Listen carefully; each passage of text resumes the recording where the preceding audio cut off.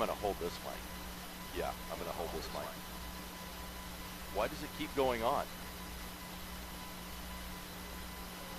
I'm just going to do this with it. It's a loose button. I know. Woulda, coulda, shoulda.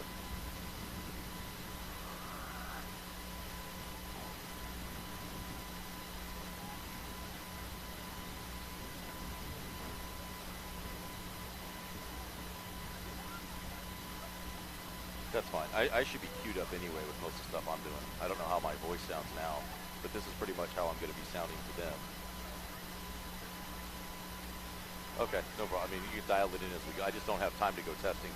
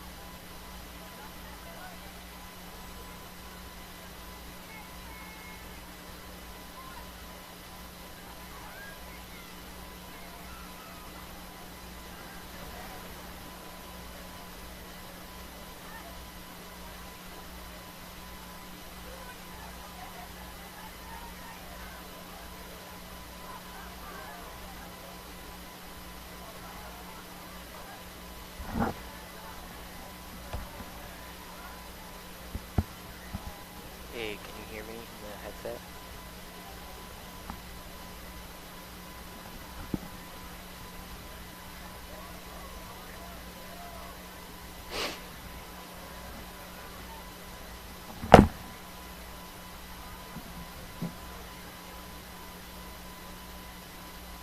I can hear you now. That sounds really good right there. Maybe dial down just a bit, just because I don't want to hear myself too much. Is that good? I don't want to hear myself on here. Is there a volume button? Yeah.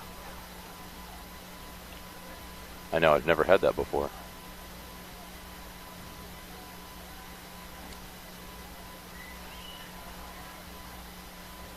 Testing 1 2, testing 1 2. Okay.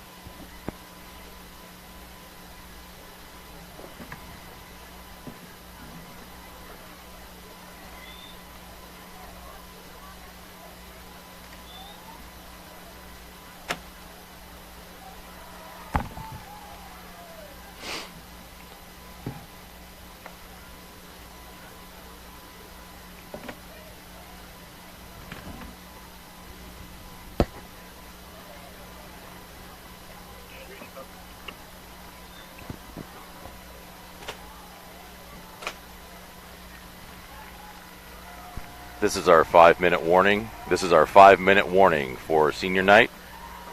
Script will start at 6:03. It is now 5:58.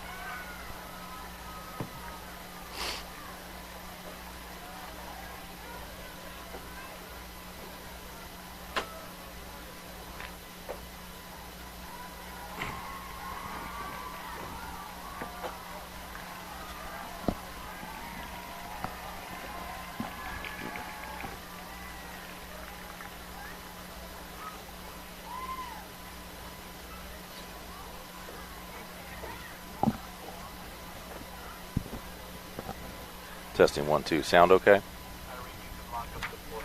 Testing 1 2 3 4. Testing.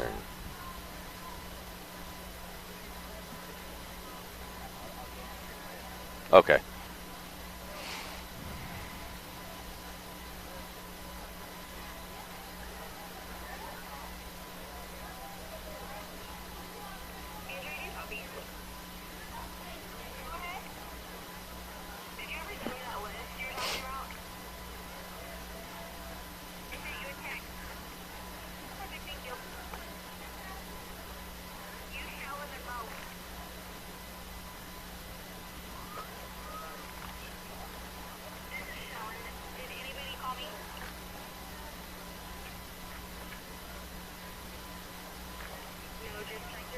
Because Andrea sent the list of people to our... Shallon, are we just not using the clock for the scoreboard? We can still use the score, or we're not using the board at all? We are not using the board at all. It doesn't light up. 10-4. Unbelievable. Am I live yet? I know. Fun. Can I close this a little bit? That's good. I just don't want it to be so windy, and I don't want to hear a lot of other people.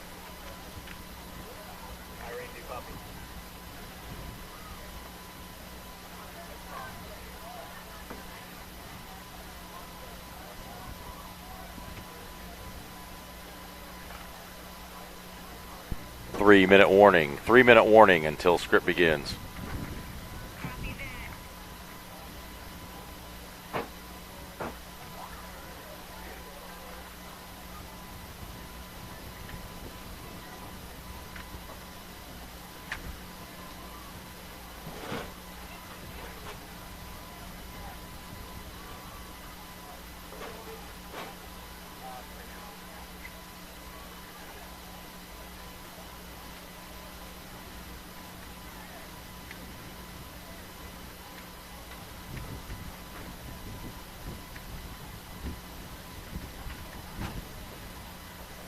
Are we doing this? Are they going to camera this live too?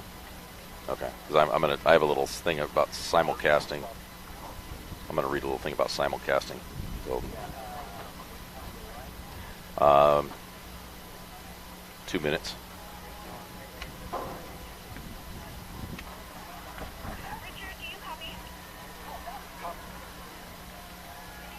Well, here's the deal. If we're not live, so am I live then?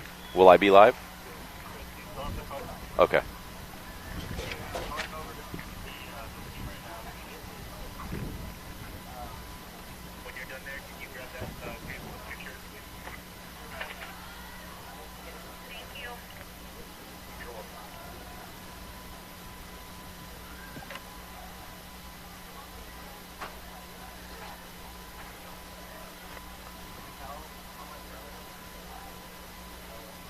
Okay. Well, I'm going to give a 1-minute warning here in a second.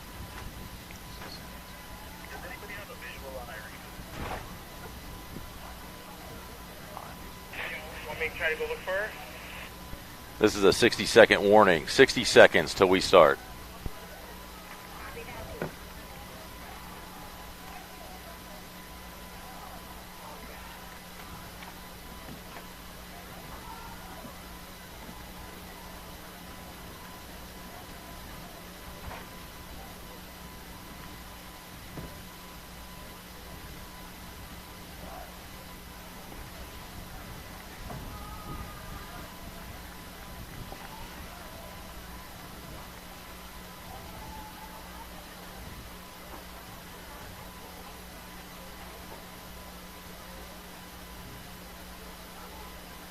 Yeah, go ahead and put me live. Am I unmuted?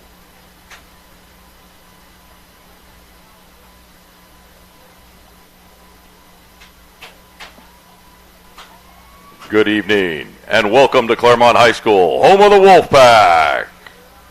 Tonight is senior night.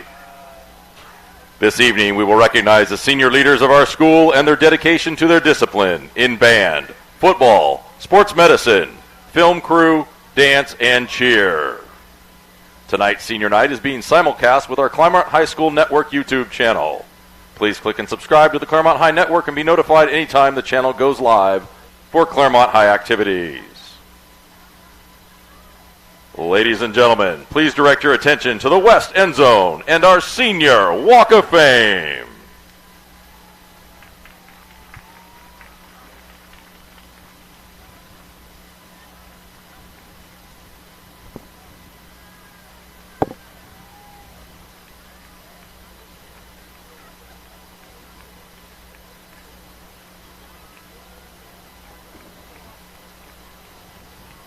Leading off our festivities this evening, entering the Senior Walk of Fame, please welcome your Senior Wolfpack band members. Victoria Acevedo. Victoria is escorted by her mom, Erica Gonzalez, and dad, Antonio Acevedo. Victoria has been a member of the band for 1 year.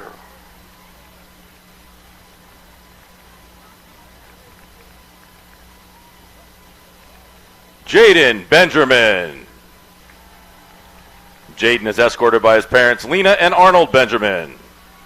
Jaden is a section leader and percussion captain and has participated in the band for 4 years.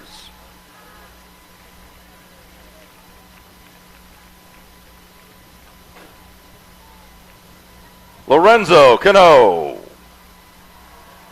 Lorenzo is escorted by his parents, Connie and Fernando Cano. Lorenzo has participated in the band for 4 years.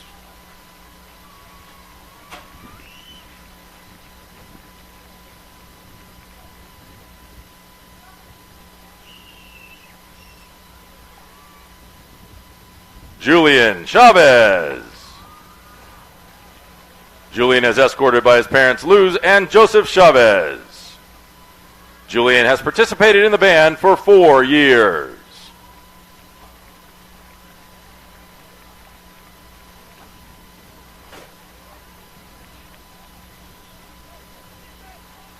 Maximilian Dvorak. Maximilian is escorted by his parents, Angelin and Eric Dvorak. Maximilian has participated in the band for 4 years and is one of the drum majors.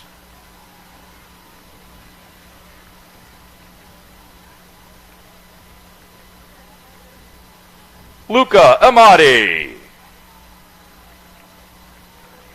Luca is escorted by his parents, Bonnie and Makan Amati. Luca has participated in the band for 4 years and is flute section leader.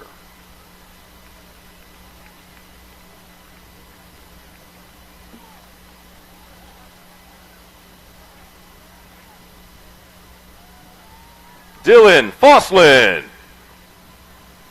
Dylan is escorted by his mom, Josie Gallo Foston, and dad, Walter Fostlin. Dylan has participated in the band for 4 years.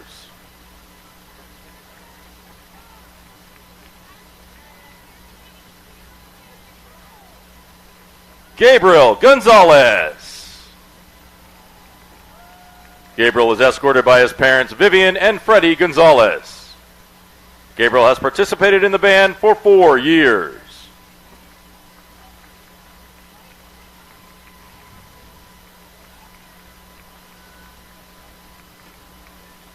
Marcus Ho. Marcus is escorted by his parents, Shirley and Swire Ho. Marcus has participated in the band for 4 years and is trumpet section leader.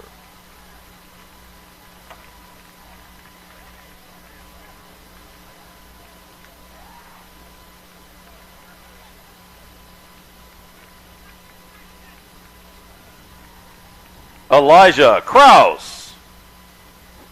Elijah is escorted by his mother, Rachel Chapman, and father, Gordon Kraus. Elijah has participated in the band for 4 years and is saxophone section leader.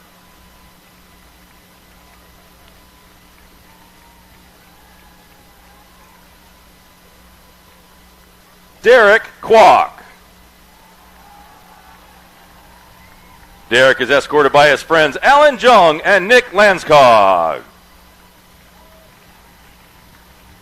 Derek has participated in the band for 4 years.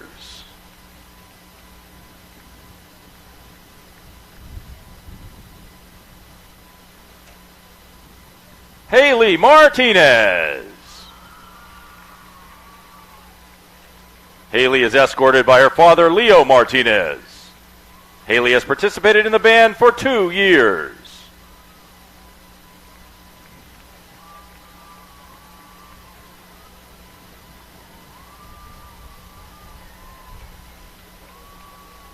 Toby Michelson.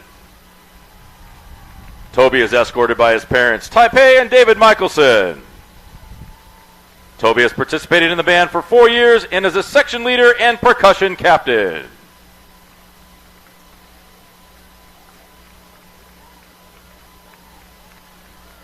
Emily Morales.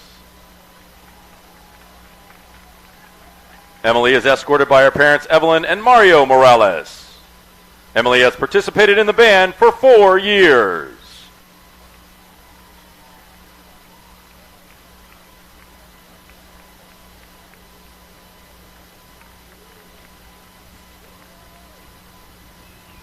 Ethan Negus. Ethan is escorted by his parents, Yolanda and Jonathan Negus. Ethan has participated in the band for 4 years.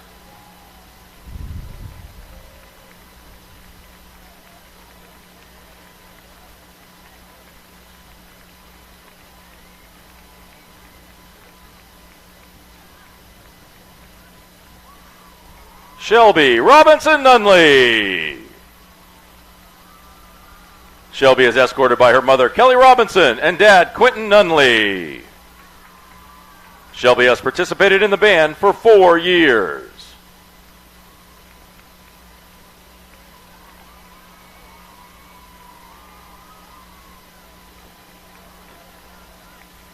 Sierra Sanchez. Sierra is escorted by her parents, Veronica and Ishmael Sanchez.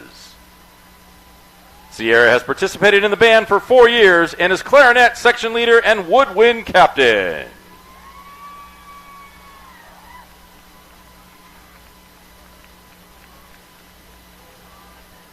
Kamaria Stinson. Kamari is escorted by her sister, Zane Blackman, and one of her favorite teachers, Ms. DeLau.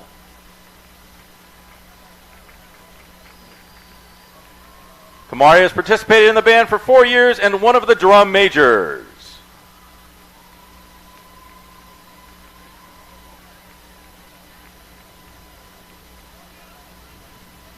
Ephraim Tehran. Ephraim is escorted by his parents, Amanda and Chris Tehran. Ephraim has participated in the band for 4 years and is one of the drum majors.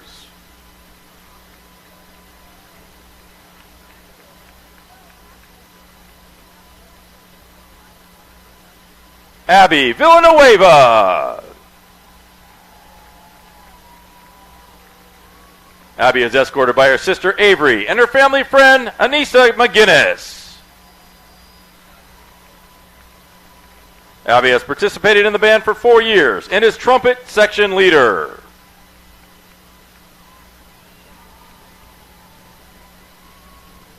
Alina Wahos. Alina is escorted by her friends Harvey Mercado and Haley Solis.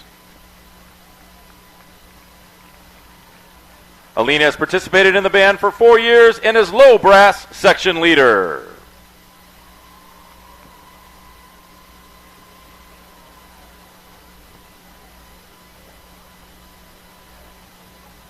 Crystal Wilcox. Crystal is escorted by her mother, Nancy Berthet, and brother, Joshua Wilcox. Crystal has participated in the band for 4 years and is color guard captain.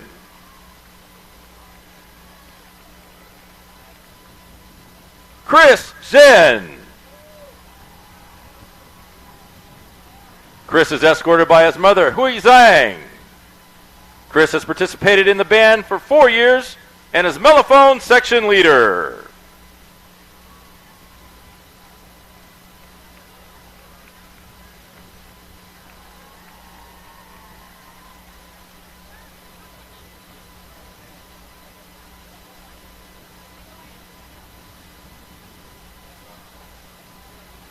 Ladies and gentlemen, how about another round of applause for our senior band members?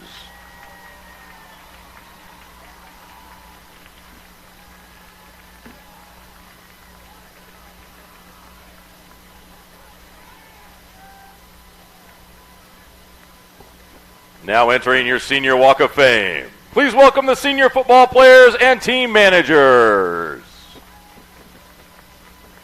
Number 2, Caden Campuzano.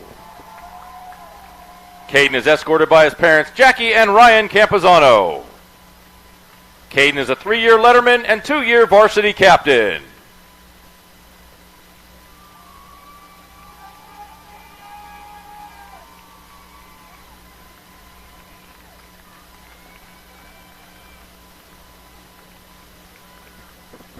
Number 3, Anthony Alvarado. Anthony is escorted by his parents, Angie and Anthony Alvarado. Anthony is a 3-year letterman.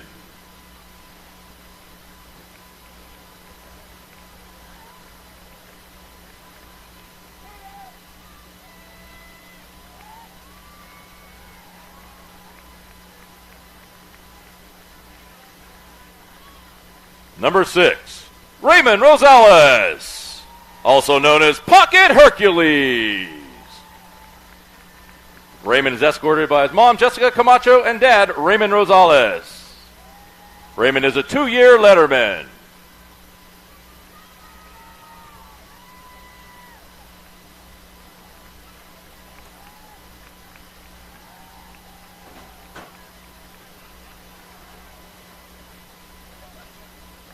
Number 8, Peter Patel.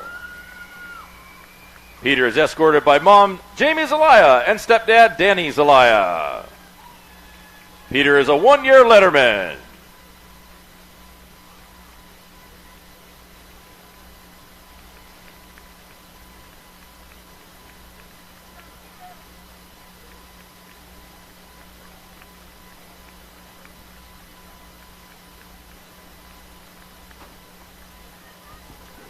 Number 9, Zach Leeper.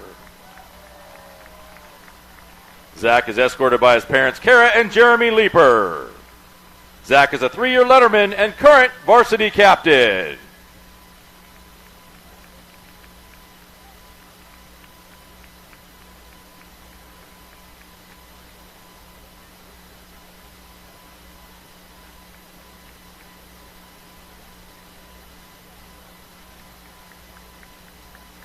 Number 10, Anthony Brianna. Anthony is escorted by his mom, Christy Reyes, and dad, Joshua Brianna. Anthony is a 2-year letterman.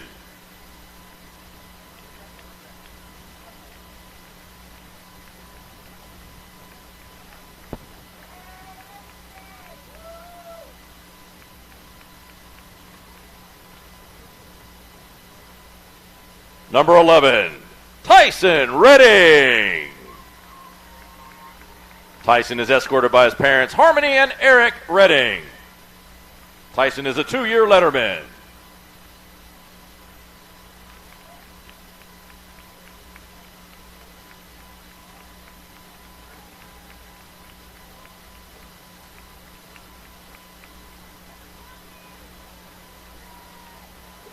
Number 12, Nathan Giles. Nathan is escorted by his parents, Jennifer and Tony Giles. Nathan is a 2-year letterman and current varsity captain.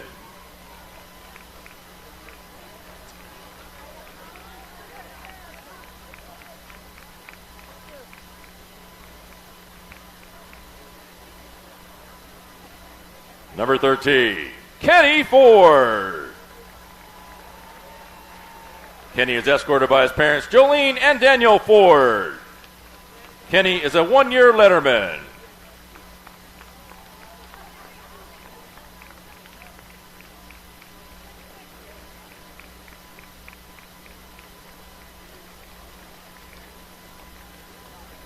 Number 14, Logan Castro.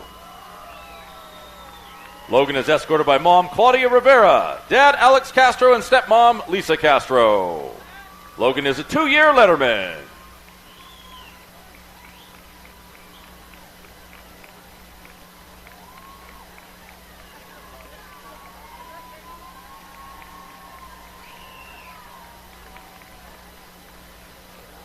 Number 21, Jamel Oliver. Jamel is escorted by his mom, Amber Britton, and dad, Marco P. Oliver. Jamel is a 2-year letterman.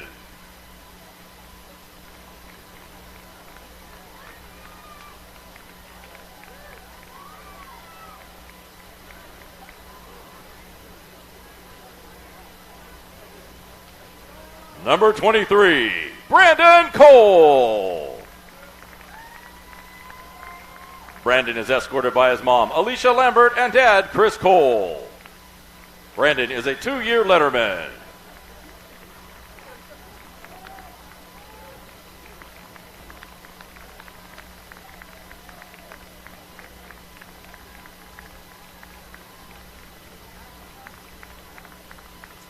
Number 24, Esteban Padilla.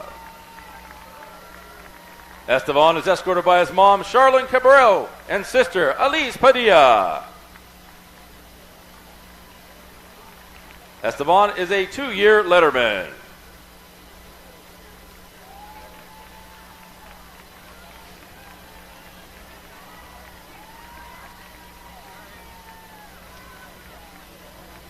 Number 25, Grant Pillow. Grant is escorted by his mom, Linda Pillow, and dad, Chris Pillow. Grant is a 2-year letterman.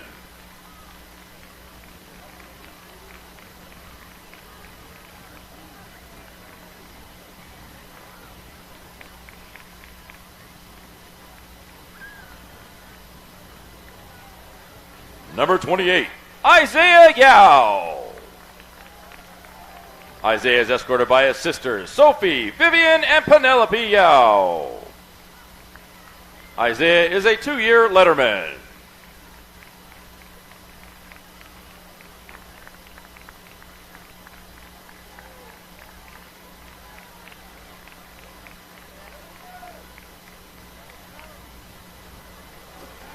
Number 30, Gabriel Camacho Jr. Gabriel is escorted by his mom, Amber Segura, and sister, Julia Camacho. Gabriel is a 1-year letterman.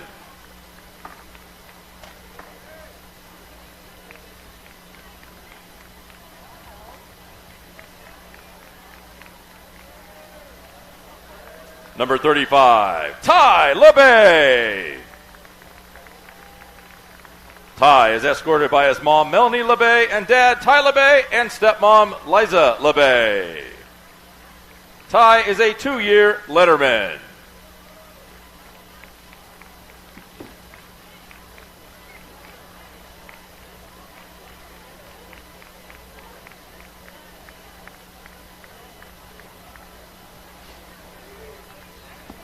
Hey Bob. They told me they weren't going to use the clock at all. Instead of keep everything on the field. I just thought it was a challenge.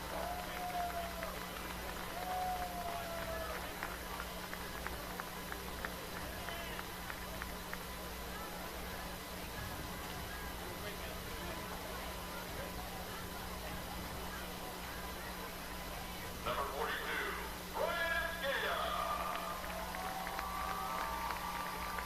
Brian is escorted by his mom, Martha Ramirez, and grandma, Martha Sanchez. Brian is a 2-year letterman.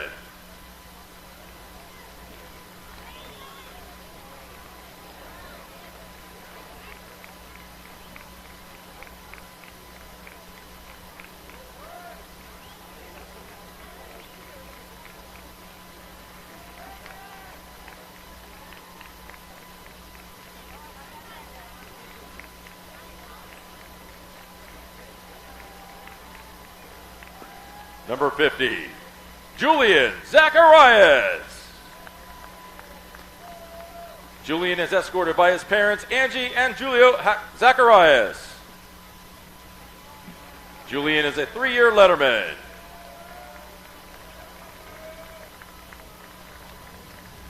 Troy got married. Yeah.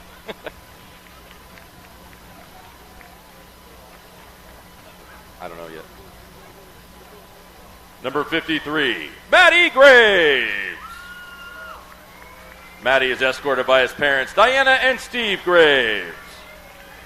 Maddie is a 3-year letterman.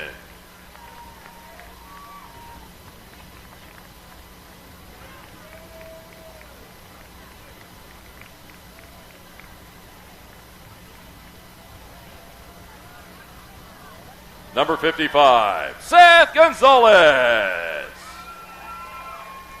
Seth is escorted by his parents, Laura and Ace Gonzalez. Seth is a 2-year letterman.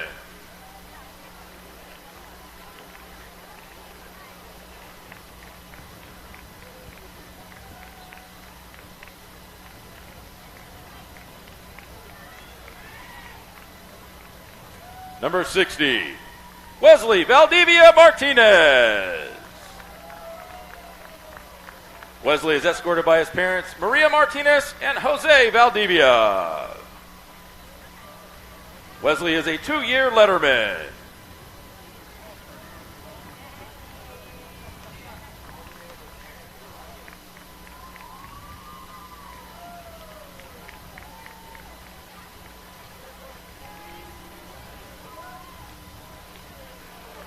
Number 61, Nate Ward.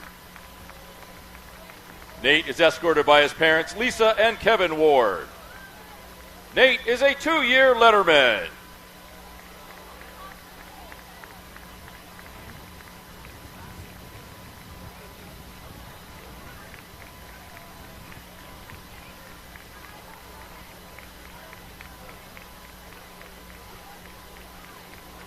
Number 65, Ahmed Dafala. Ahmed is escorted by head coach Shane Heil. Ahmed is a 2-year letterman.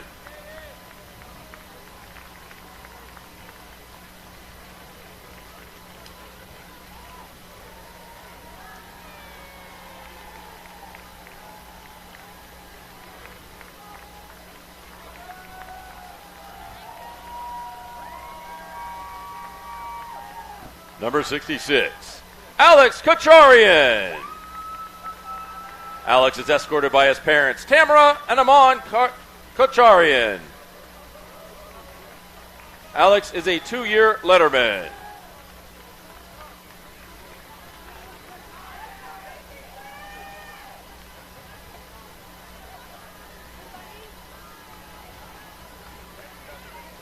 Number 75, Carson Mowbray. Carson is escorted by his parents, Sheila and Andrew Mowbray. Carson is a 2-year letterman and current varsity captain.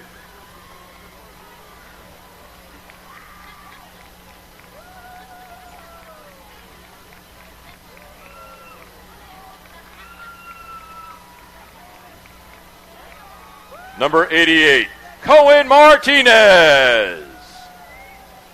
Cohen is escorted by his parents, Allie and Eric Martinez. Cohen is a 2-year letterman.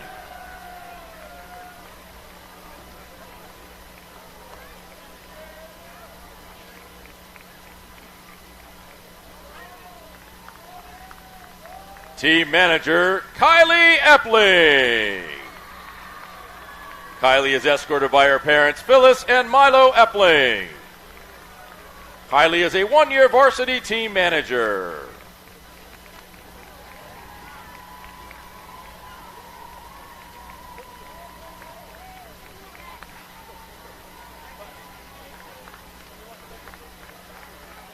Team manager, Abby Amancio. Abby is escorted by her parents, Maritza and Claudio Amancio. Abby is a 1-year varsity team manager.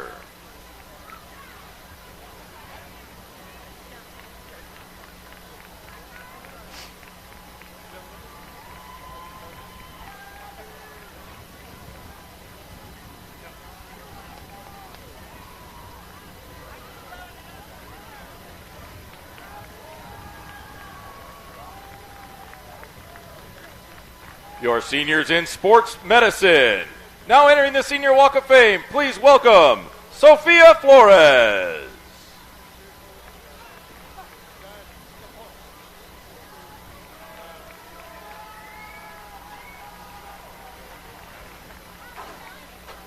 Sophia is escorted by her friends Kenny Ford and Jamel Oliver. Sophia has been in the sports medicine program for 2 years.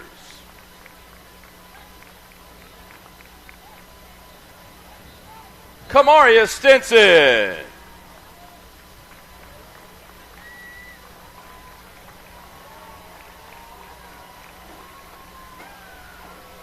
Kamari is escorted by her mom, Andrea Stinson. Kamari has been in the sports medicine program for 1 year.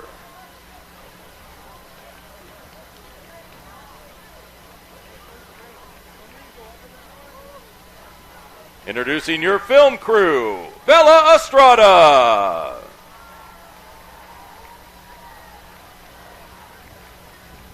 Bella is escorted by her parents, Lenore and Ricardo Estrada. Bella is a first-year letterman.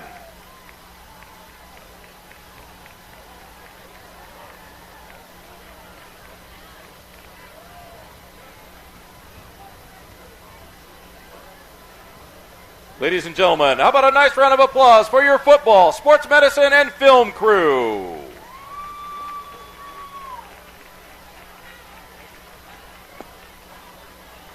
Entering the Senior Walk of Fame, your seniors of CHS Wolfpack Dance. Jody Ching. Jody is escorted by her mom, Christina Ching, and boyfriend, Andrew Eisenberg. Jody is a 4-year varsity dance member and captain.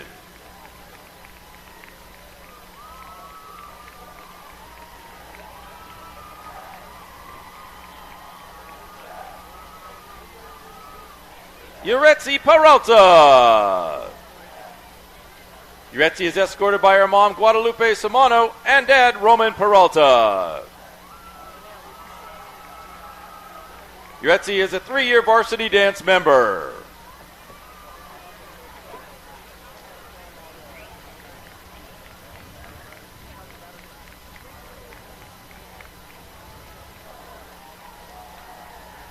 Marilyn Ramirez. Marilyn is escorted by her brothers, Yvonne and Carlos Ramirez. Marilyn is a 3-year varsity dance member.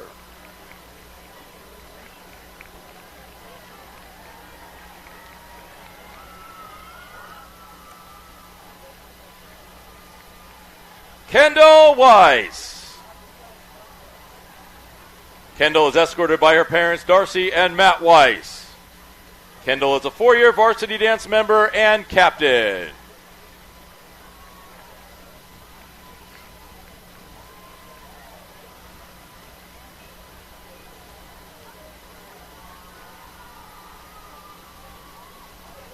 Our final senior group of the evening, entering the Senior Walk of Fame.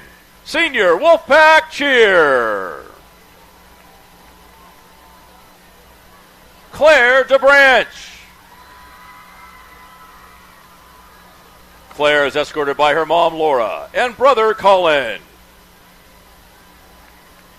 Claire is a 2-year letterman and varsity sideline captain.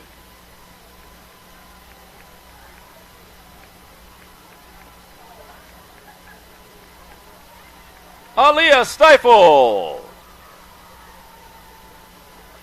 Aaliyah is escorted by her parents, Jackie and Joseph Stifle. Aaliyah is a 2-year letterman and varsity sideline co-captain.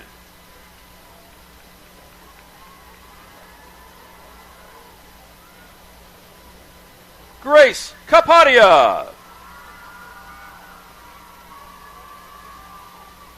Grace is escorted by her parents, Karen and Tim Capadia.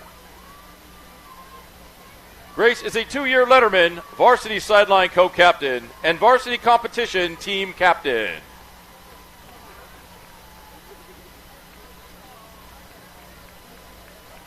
Jamison Glaspie.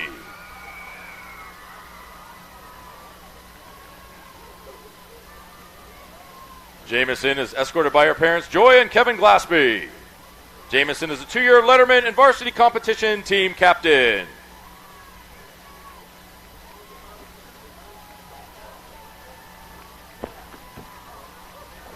Tiffany Castillo.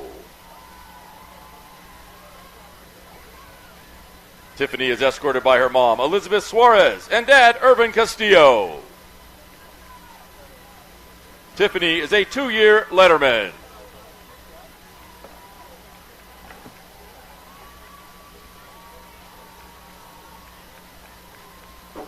Kylie Epling. Kylie is escorted by her parents, Phyllis and Milo Epling. Kylie is a 2-year letterman.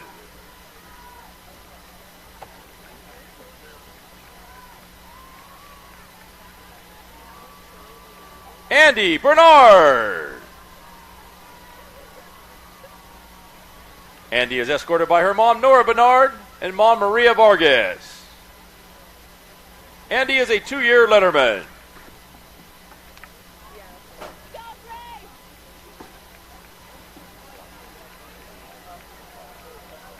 Ava Trugman. Ava is escorted by her parents, Nicole and Darius Trugman.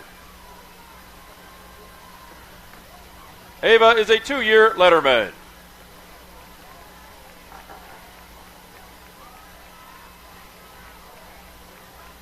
Claire Green. Claire is escorted by her parents, Pauline and Stefan Green. Claire is a 2-year letterman.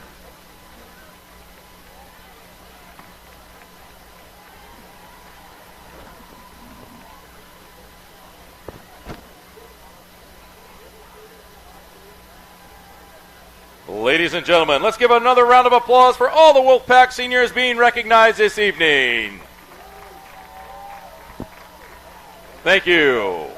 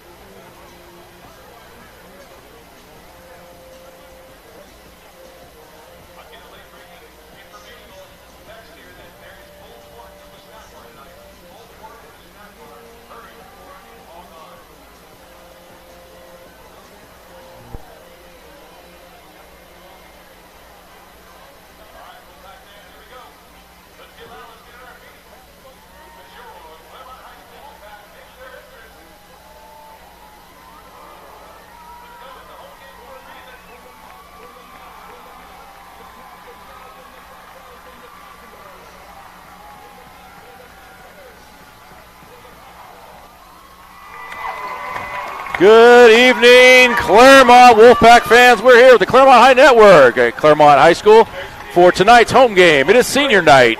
We are here against South Hills Huskies, and we had some festivities. Hopefully you paid attention to those at the beginning.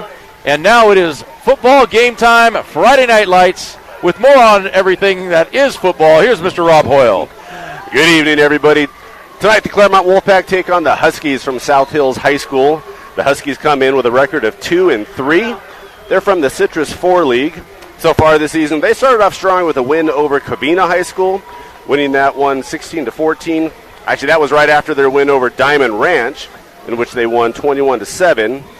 Then they ran into a losing streak. They lost to Northview 44-14, lost to West Covina 42-0, and then last week a loss to Charter Oak High School 55-7. They are, by all the numbers, they are a running team. They don't have much of a passing game to speak of. They've thrown for 70 yards total in 5 games, but they do have a running back, Gary Sanangelo, who's averaging 109 yards per game of rushing. He's rushed for over 545 yards on the season. He's going to be the focus, the funnel in which their offense pours through. All right, so we are ready for kickoff here at Wolfpack. 73 degrees, beautiful evening for football here at Claremont High School. We finally got the weather to break, and Nathan Giles will be kicking off for the Wolfpack. And deep for the Huskies. They're set up in a double set. Looking for numbers. Number 12 and number 1. So that's Gavin Martinez and Sanangelo. That's right. That's Sanangelo. He's their running back, and he's their kick returner. Here we go, and we're underway. Giles puts the ball deep. It's a little short. He's going to have to run. Bounces off of him.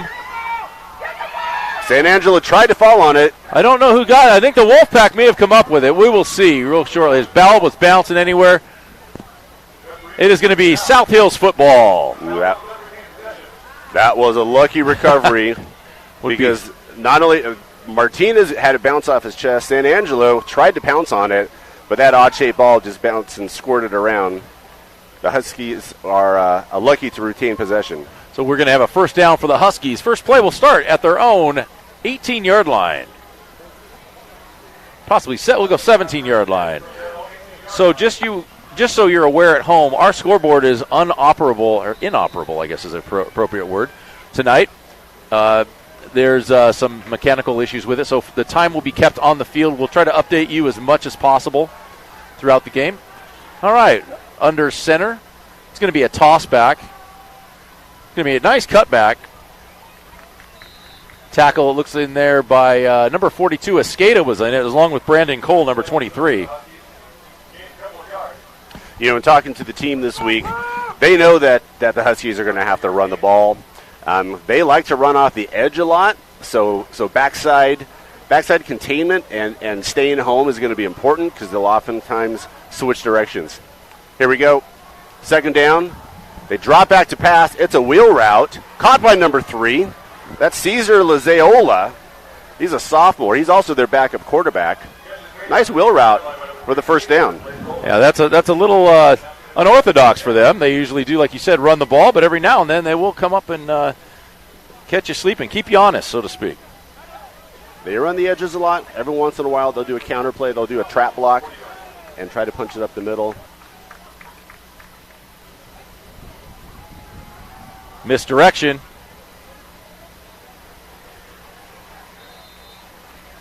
You know, this is setting up right now that we're going to have to make some adjustments on the backside of the Wolfpack. They do a lot of misdirection and picked up another first down.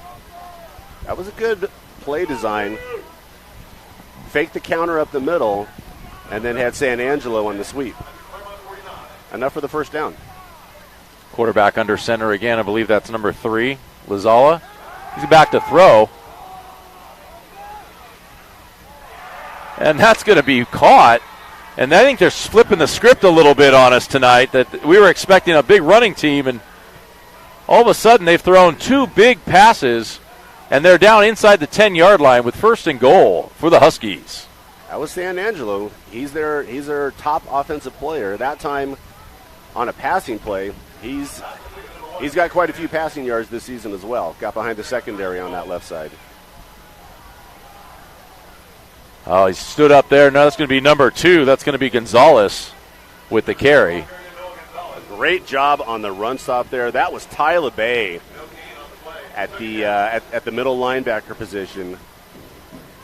That duo of Tyler Bay and Brandon Cole had a powerful punch in the middle of that linebacker core, stopping those middle runs.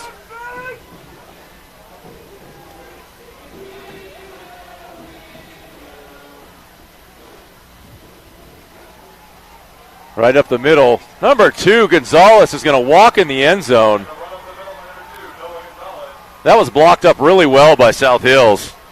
It didn't really look like Gonzalez was putting an effort into running, just kind of tiptoed through, and all of a sudden it's 6-0 Huskies.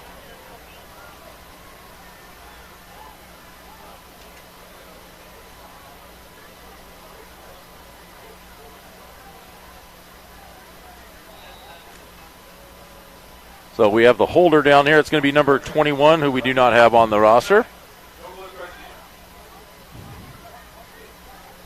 And Nicholas Garcia is going to try for the extra point. And that's going to be blocked. That's going to be blocked. It looked like it was blocked by number 9, Zach Leeper. Well, the snap was high. Took it an extra half second just to get the ball down for the kick, and that was enough time for the line to get in there and block it. All right, so the Wolfpack kind of get punched in the jaw. We'll see what happens to them here as they get their first opportunity to have the ball. Looking back deep right now, we have number 2. Looks like Caden Campazano, and number 88. That's going to be Cohen Martinez back deep for the kickoff. The South Hills seems like a little deceiving team, having little streaks where they will come in winning 2 games by a pretty good score and then losing 3 games by a pretty different score. They belied their own stats on that first ride. Yeah. If you look into the 5 games they've played so far, you wouldn't have guessed an opening drive like that. Yeah. Culminating in, well, it was Gonzalez, the quarterback, who took it in himself. I guess it was just, I didn't quite see it, but I guess it was just a direct snap draw play for the quarterback right in the middle. Yeah. With very little resistance. That if the Claremont Wolfpack weren't ready to play, hopefully that was a wake-up call, and they respond with a drive of their own. All right, so here we go. Kicking off again for South Hills. That's big number 78. It's going to be, that's going to be 79, Nicholas Garcia. And ball set up dead center in the middle. We will see the Wolfpack for the first time.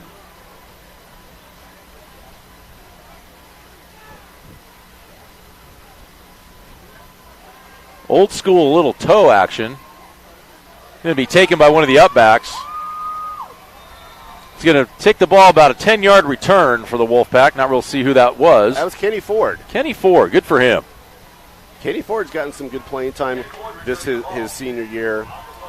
He's one of the lighter players on the team, but he's strong.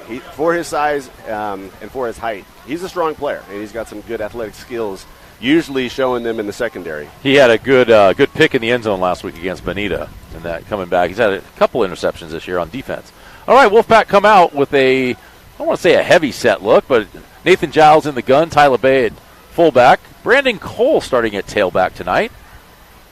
It's going to be a turn. It's going to be a handoff right up the middle. Cole's going to pick up about 2 yards. They're going to stop the clock, and one of the players' helmets came off, so that's an automatic removal of play for one play. Here comes Kenny Ford in with the play, and that's going to be about a 2-yard gain, so we're going to call it second down and 8 for the Wolfpack. Brandon Cole comes with a head of steam when he runs that ball, but he ran in right into the big guy on their offensive line. That was number 55, Jadakiss Bayo Kakala.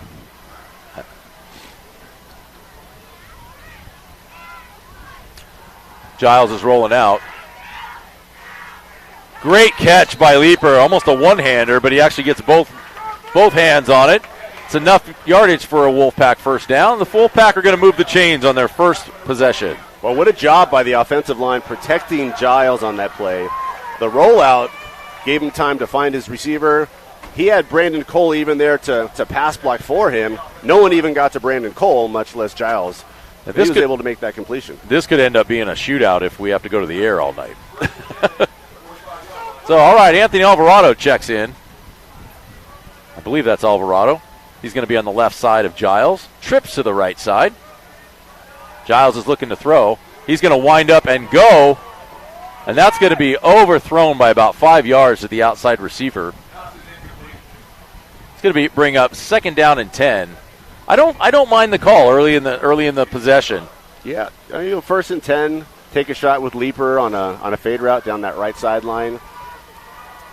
He definitely led him by plenty. Leaper had to run past his defender. There was a little bit of contact as he got through him, but not enough to draw a flag. Landon Hansen and also Tyler Lopez for the Huskies out on the coverage. All right, brings up 2nd down and 10 for the Wolfpack. Again, we're sorry. We apologize. We don't have a clock. Roughly about 10 minutes left in the first quarter. Kenny Ford goes in motion. Pass is complete to Caden Campazano. He's going to pick up about 2 yards. Tackled by number 9 on the play. That's going to be Javion Boone. And he had a pretty good read there on the out route. Yeah, that was Caden just coming straight out of the backfield on that short pass. And even though Caden has plenty of rushing yards this year, he's got some receiving yards as well. He's got 12 receptions for 203 yards in the only 3 games that he's played. In fact, a third of those receptions, 4 of them went for touchdowns. Here we go, 3rd and 8. Oh, nice move. Good pickup. Yards after catch. Got to love the yak.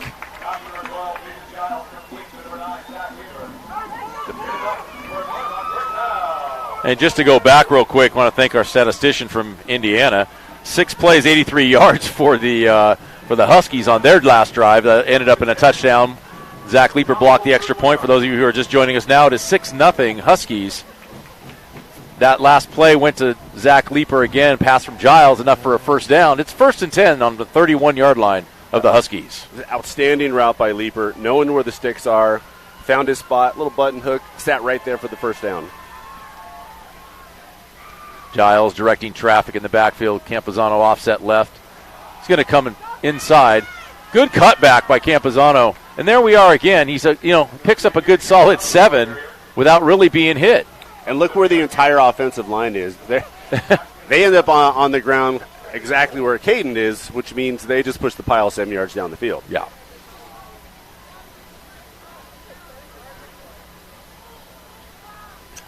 All right, so 2nd down, long 3, short 4.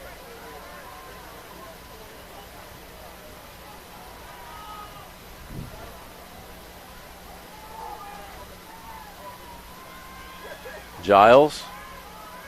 Going to be almost a delayed handoff, which kind of fooled the defense. Yeah, you could say maybe there was some miscommunication there, or let's just say it was a draw play. Yeah, we'll call it a draw play for 3 yards and a 1st down for the Wolfpack. So the Wolfpack are going to continue their drive to hopefully tie this ball game up here. Just outside the 20-yard line, 1st and 10. Almost in the red zone.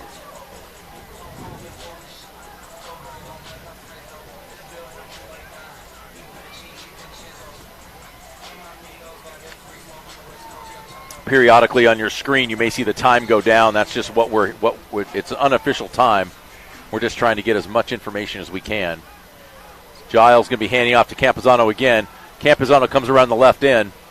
Stiff arms. Tackled by a host of Huskies. Still picks up 5 yards. Campazano, the ball carrier, able to move ahead 5 yards. Good job. Run blocking, pulled the entire offensive line, just pulled left and ran with to block him on that play. Got him 3 or 4 yards. Yeah. Well, we're going to call it 4 yards. 2nd down and 6. He does a good job of being patient, coming through, looking for his hole, and when he finds it, he just exploits it.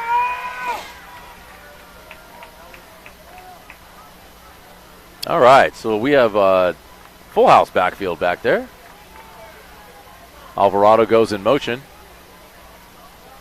It's going to be a hand to Cole. Cole's going to cut back. Great job. Lowers his head. He's going to pick up about 4 yards of the 6 needed. And how great is it to see number 6, Raymond Gonzalez, Pocket Hercules, back in the game. Oh, that's a great feeling right there. He was the fullback. He was the lead blocker on that play. He's been sidelined for the first 4 games of the season. It's great to see him back out on the field again. Yeah, it's you would, if you saw those two, you'd think that Cole was going to be the fullback. Love seeing him out there. Yep. Pocket Well, Hercules. look at how they're set up now. Now Pocket Hercules is the tailback with a double fullback set.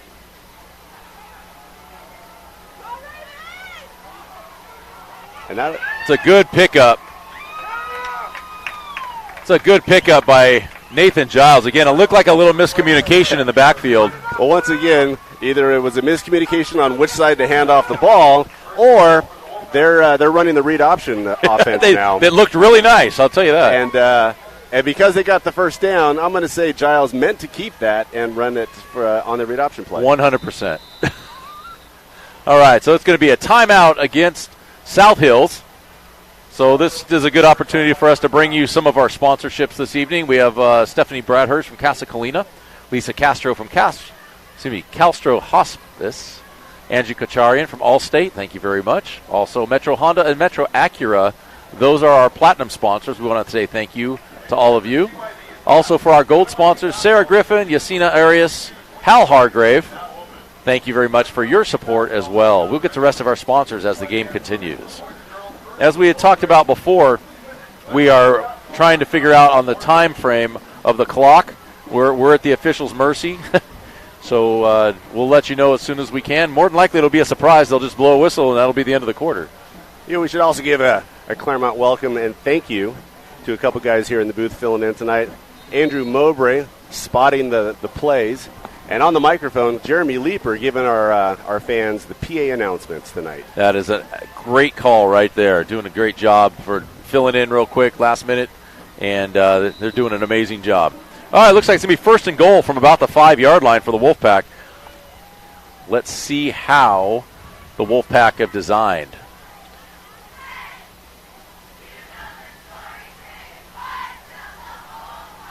Oh, nice little sidestep. He's close, but I think he's going to be a yard short. Yeah, I believe he's going to be 1.5 to 2 yards there, maybe 1 yard. I'm watching. The officials are kind of one's at the 1 yard line, one's at the 2 yard line. So, well, the far sideline judge is at the 1, maybe even inside the 1. Let's see. Right about the 1, I think, is where he's going to spot. Well, So- they debuted that formation where they've got the 1 tailback, then they've got a fullback and a halfback up on the line. They showed that against our opponent last week. All right, so Giles up under center. South Hills is loading the box. It's going to be a turn, a handoff to Campazano's in the end zone. Touchdown, Wolfpack. Wolfpack tie it up with a 1-yard plunge by Caden Campazano. Want to give a quick shout out to Emily in Indiana saying, "Go Pack, beat the Huskies." Thank you very much for that. 6-6 right now. The extra point pending.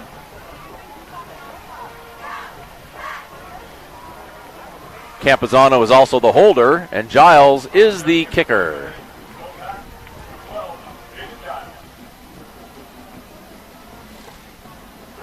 Little windy tonight, but not apparently on the field. It's a nice hold. Ball's good. Wolfpack have the lead, 7-6. Well, great response by Claremont on that drive. 12 plays, 78 yards to get a touchdown of their own, and with the extra point, the lead.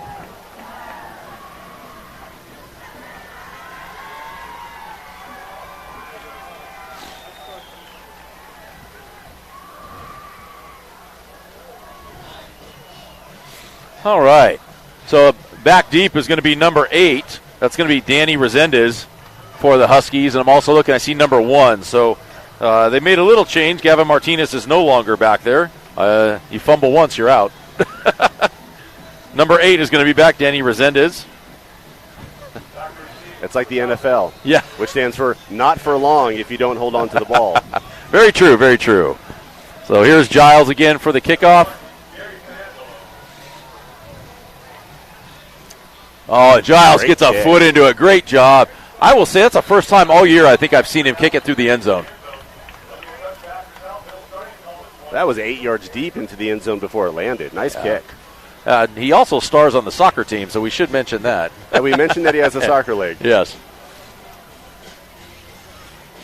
Good thing, luckily it's his right leg. Yes. First and 10 from the 25-yard line. Excuse me, for the 20-yard line for the Huskies.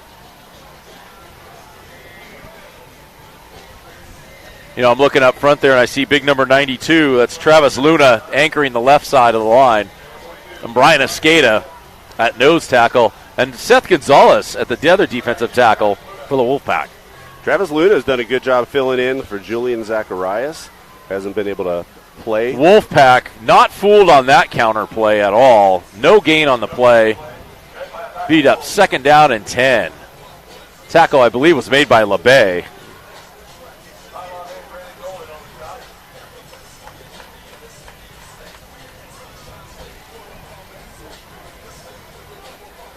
But hope if that first drive was a wake-up call for the Wolfpack, now's their opportunity to respond with a good defensive stop. We have number 6 out here, it looks like. I do not have number 6 on the roster, but we'll see what he's doing. Alvarado's playing. It's going to be a misdirection. It's coming back from San Angelo. San Angelo is rocked.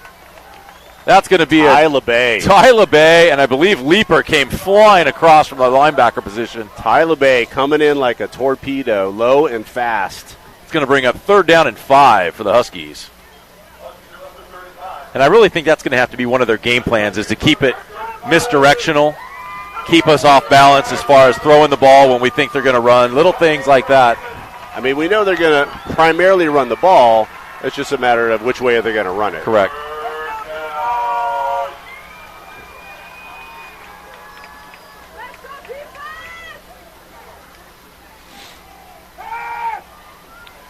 That's not going to go anywhere. It's going to be a sack of the quarterback. Great penetration by Brian Escada, the nose tackle. I believe that's also Seth Gonzalez in on that tackle, that sack. It's going to bring up 4th down. Escada, low and strong. He gets in there, wraps him up around the waist, and then your classic gator roll to take him down. We have Campazano back deep for the Wolfpack. Also, I see on the other side Alvarado. And that might be the end of the first quarter. We'll have to wait and see. It looks like that will be the end of the first quarter of play. We have Wolfpack 7, Huskies 6, right here on the Claremont High Network. We'll get the punt on the other side.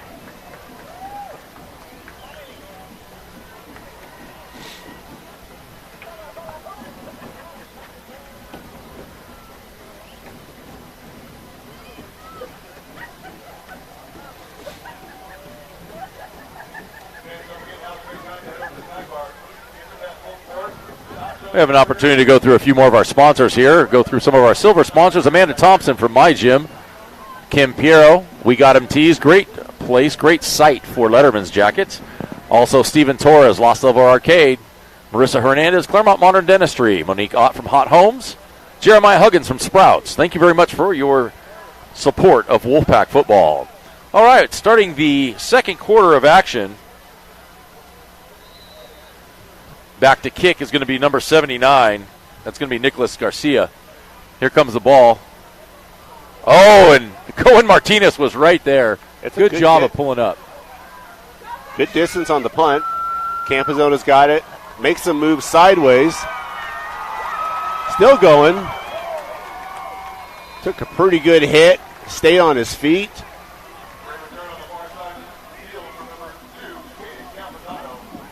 About a 25-yard return by Campazano. Puts the ball in great positioning on the South Hills Huskies side of the ball at the 35-yard line. 34-yard line, correction. 1st and 10, Wolfpack. Well, what a return by Campazano. ended up finally coming down only 4 or 5 yards beyond the line to gain from Colony's last possession. South Hills. Them too. Thank you.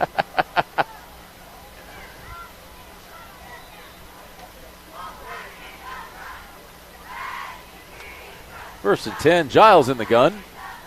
Looks like Rosales in the backfield. Giles is going to throw. It's a good route. Good job by Leaper. Just to stay in bounds, get both feet in, catch the ball. He's going to pick up about 7.5 yards. Second down for the Wolfpack. That play was similar to the one we saw Leaper make in the first quarter where he got the first down. If they can find some soft spots in that secondary, if you can get him in 6-7 yard chunks, then why not? Well, it looks like he's going to be a little shorter, but a 6-yard gain on the play.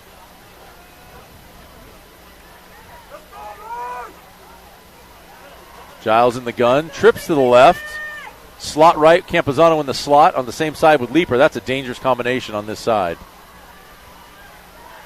Campuzano's open. I think he sees him.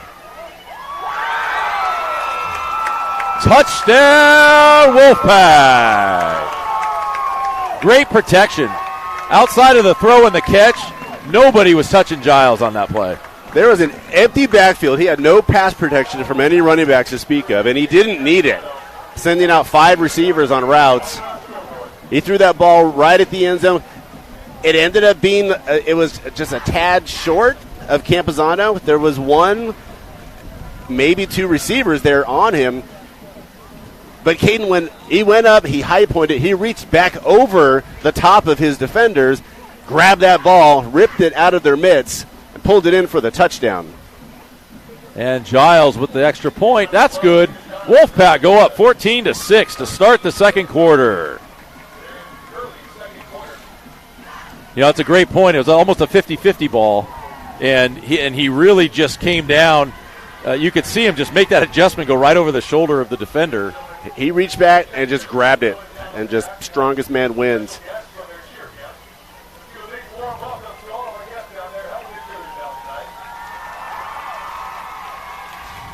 I'll tell you what, this is our third home game, and I'm impressed with our fans again. This place is packed, and I love it. The parents are out. The community is out. And what's great to see is that the Claremont Crazies are out as well. That section is packed. Yes. Pun intended. Packed. Resendez and San Angelo again. Here comes Giles. Last time he put one through the back of the end zone. Let's see what he does here. He's got the whole range to go. This one's into the wind. It's going to be returned.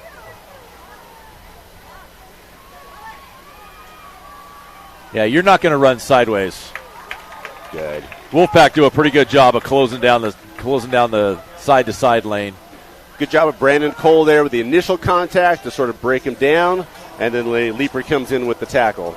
All right, so the South Hills Huskies will start at approximately 10-yard line, their own 10-yard line.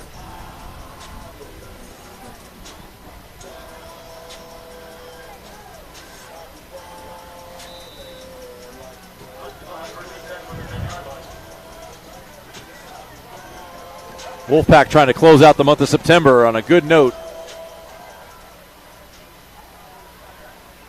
Number 1, San Angelo keeps the ball. I can't tell if he was quarterback or he was actually handed the ball off. Yeah, it was a handoff to San Angelo. He was met at the line. He got a yard.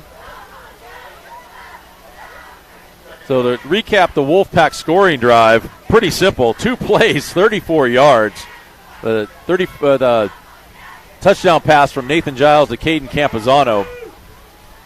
And Wolfpack are up 14-6. Here we go, second down and 9. The fake pitch to San Angelo. Instead, it's number 2, Gonzalez. That's their quarterback. I'm not sure who took the snap. So it's going to bring up third down and about 3. This could be a big turning point in the game right here for the Wolfpack. You know, on the season, Gonzalez has just about as many running yards as he does passing yards. 70 throwing, 63 running. So they do use him as a two-way quarterback.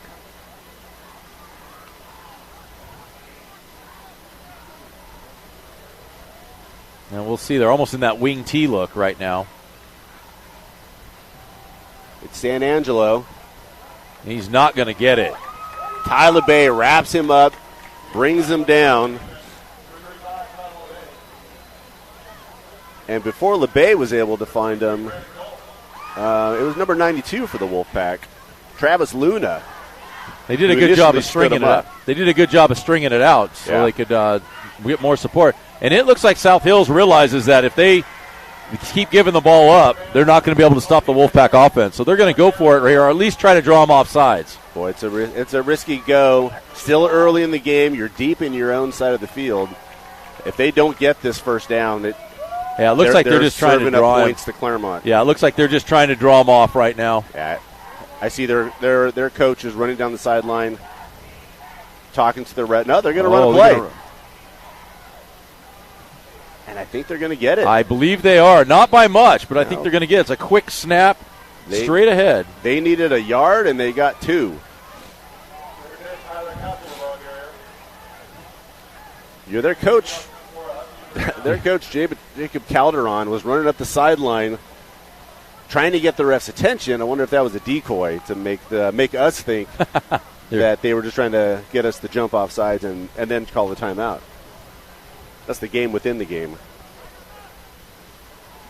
All right. So 1st and 10 for the Huskies from about the 26, 27-yard line. Number 2 is going to take it outside. Does a good job on the outside there. Oh, the ball must have popped loose, and it popped right to, looks like, to number 10, Tyler Casal. Well, it was a lucky bounce. Lucky bounce for the Huskies because Brandon Cole came off his block and hit San Angelo. I don't know if that's what caused the fumble, but San Angelo didn't go much farther beyond that. No, I think it just popped right into number 10's hands and just kept the play going. He stood up. So it's going to be first. Cole stood up, shrugging his shoulders like, wait, how is the ball 10 yards down the field? I just clocked that guy. So 1st and 10 at the 38-yard line. Again, in the wing T set, wide receiver left. It's going to be an inside handoff. That's the misdirection that you look at. And then you can kind of see how South Hills, how San Angelo gets a lot of those yards with misdirections, that wing T. Well, it was a double handoff, which I guess technically it's a reverse, except on the second handoff, he cuts straight up the middle, goes north-south for about 15 yards. And we're sorry we don't have how much time is left in the first half for you, but 7 minutes we're being told. So 7 minutes left in second quarter. And it's going to, again, San Angelo around the outside. I thought I saw a hold on the outside, but maybe it was just a backer coming flying around the outside. So that's going to be second down and about 6.5. 6, maybe let's call it 7. Second down and 7. We get to call Ryan Dunphy's name. Dunphy was the one who wrapped up San Angelo on that tackle.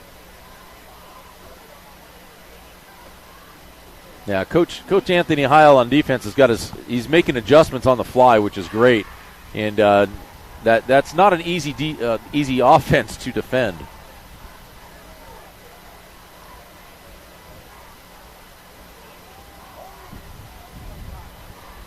That's just straight up the middle. No misdirection on that play. Just immediately into the hands of number 10, Tyler Casal. He's their junior running back. So, again, that's going to be a first down. And we talk about it a lot that, a lot of times people want teams to make everybody go 3 and out. But this has kind of been the Wolfpack, the way they've done things is bend, don't break. They kind of you get to about the 25-yard line, they start rearing their head a little bit. San Angelo again. He made first contact, second contact. It was the third guy that eventually brought him down. They had him stopped for a small gain, but looks like a gain of 4 ended up being 2nd and 6 after that. Second down, 6 yards to go. Right now, the middle of the defensive line they're doing their job. They're getting penetration, but they're just running right. The running backs are running right by them. Good pressure by the outside. Oh. That's a long touchdown pass to San Angelo. We talk about high pointing a ball. South Hills on the play. That's a 30 to, let's say 26-yard touchdown pass to make it 14-12. And it was a jump ball. There were about 5 players, some Huskies, some Wolfpack in the end zone, and the Huskies came down with it. Yeah, it just didn't look like anybody from the Wolfpack really kind of saw the ball coming. But they're going to go for just the extra point, the single extra point. No reason to get crazy here.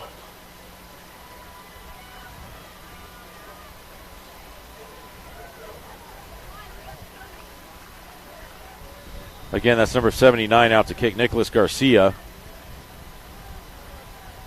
He's a straight-on toe guy. Well, maybe not for extra points, but for kickoffs he is. There's the kick, and the point is good. And with under 7 minutes to play in the first half, it is 14-13 Wolfpack. And that all comes, if you think about it, going for it on fourth down. Yeah. Taking chances. That was a gamble, especially deep in their own territory, but it paid off for them. Thank you to our statistician. To remind you, that series was 10 plays, 90 yards, with a 34-yard touchdown pass to number 1, San Angelo.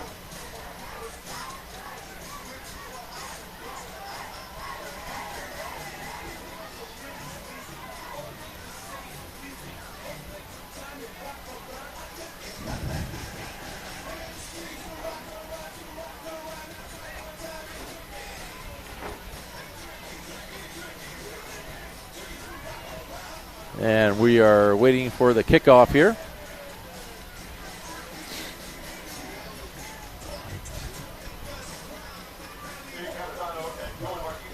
Cohen Martinez, Caden Campazano. We will see how deep this ball goes. The last 2 kicks have gone to the up end, which is Kenny Ford. And it looks like Alvarado. Yep, Ford and Alvarado as the up returners.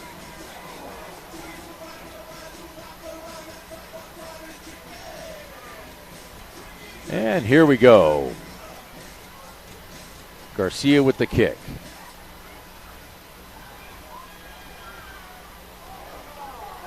Ford's going to pick it up.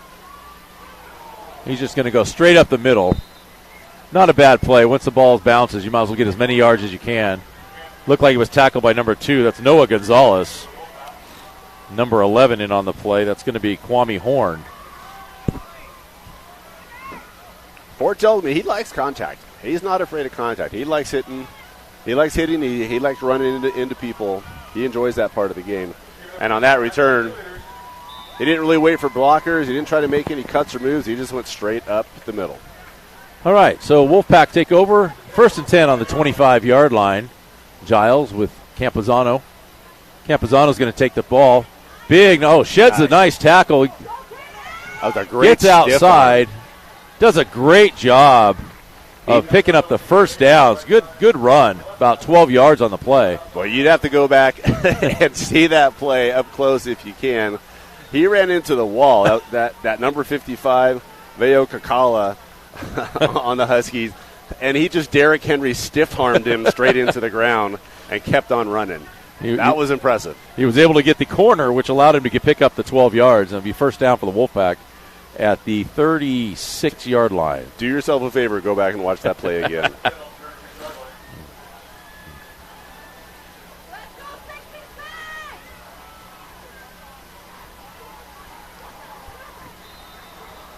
Well, apparently the ball was snapped and no one else knew it was snapped. Part of the line for Claremont moved and part didn't, which I guess is not a penalty.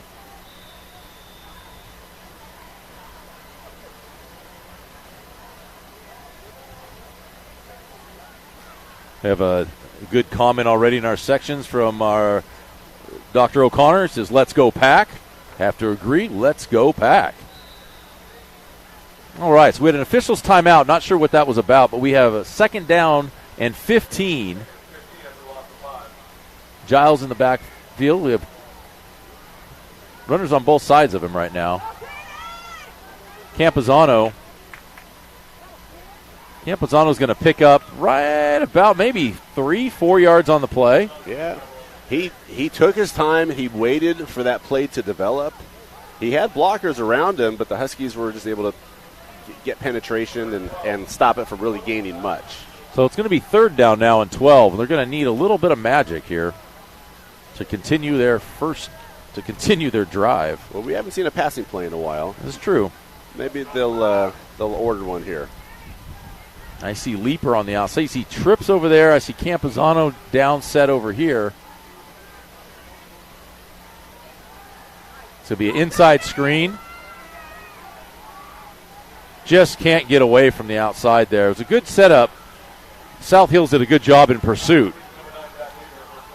They did. I think there was some blocking that was supposed to happen for him. He cut in, I think, looking for it, and it just wasn't quite there. Too many Husky players around to disrupt it. So it's going to bring up 4th down and 11. Logan Castro is on to punt for the Wolfpack. Well,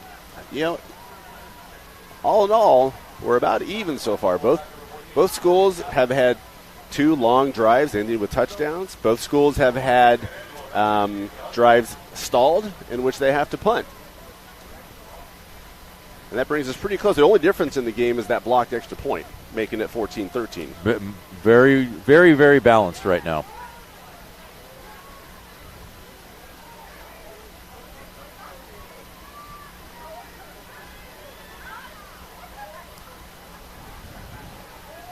Good kick by Castro. Bounces dangerously close. Somebody might want to get on that. Players. That takes a Husky bounce for sure. The Huskies will take over on their own 46-yard line. We have just about 3 minutes left in the first half.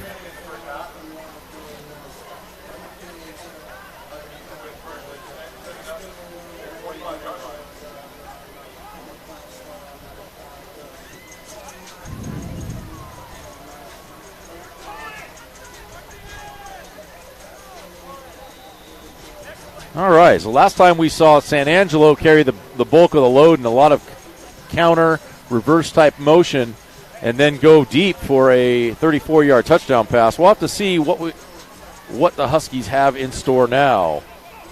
Cesar Laziola comes in as the quarterback right now. So I'm seeing Carson Mowbray on the defensive line. He is usually their right tackle. But he's in there playing defense right now. Good job containing the edge. Yes. By Dunphy right there. Couldn't get around him. Had to cut back inside and nothing doing. Yeah, Dunphy did a great job of sealing that side, and when the running back looked up, there was nowhere to run. That was the message from coach this week. They're playing a run-heavy defense. Whether it's a 6-2 or a 5-3, but the main thing was for the ends to contain and stay home. There's Mowbray. We just talked about it. He went right up the middle. They tried a quick little handoff, almost like a fullback trap. The big man, Carson Mowbray, with a tackle. Gotta like that. Timeout Wolfpack. Coach Heil using that timeout right now. So it's going to bring up 3rd down and about 9. I want to get to a few more of our sponsors here. For our bronze sponsors, we want to say thank you to Maria Martinez at C21 Prime Realtors.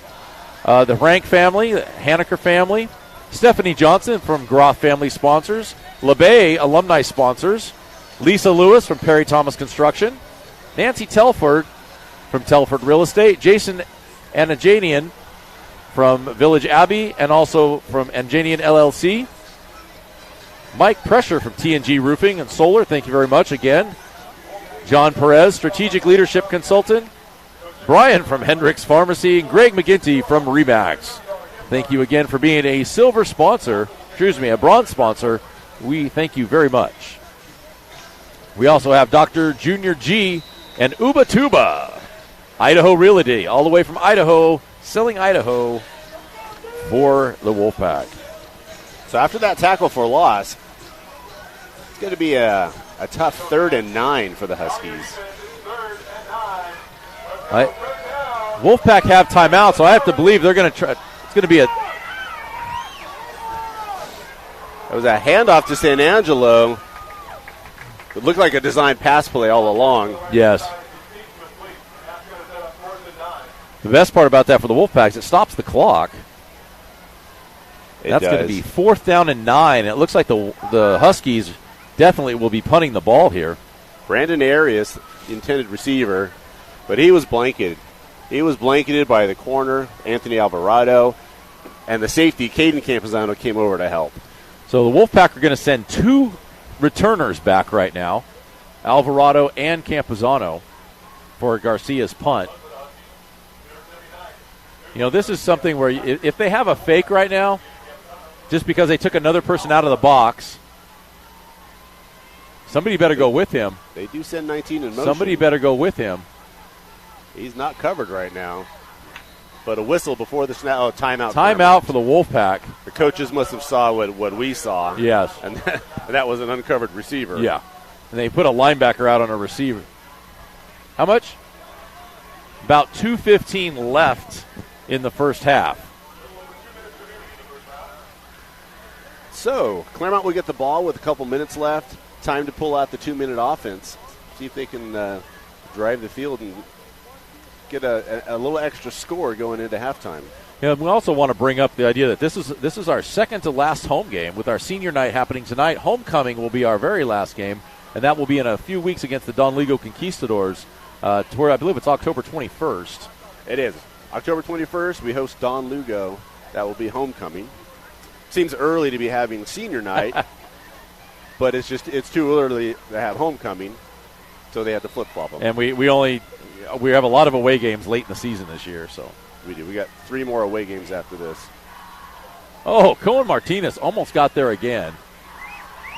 Alvarado.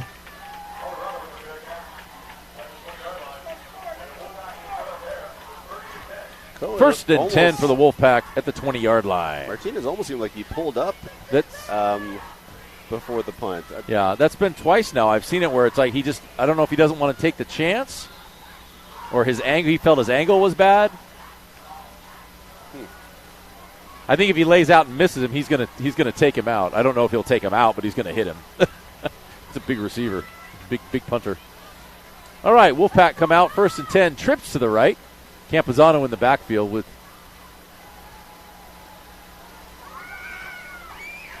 It's a good job from Leaper to come back. It's going to be 1st and 10. A great catch and a great job getting out of bounds to stop that clock. They're going to move the chains.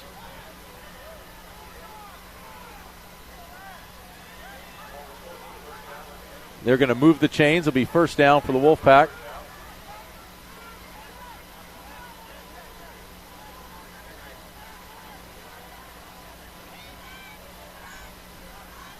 Apparently he called him down inbounds. He's not winding the clock. Giles dropped that snap. Wasn't able to recover. He's going to take a loss on that. Yeah. Just looked up just a tad too early.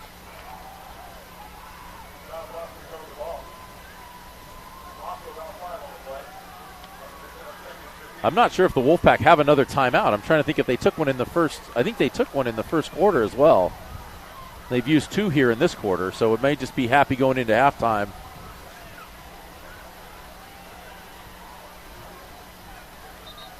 Well, there does seem to be a stoppage now. That's the halftime. Apparently that's the end of the first half. Wow. That was a quick 2 minutes.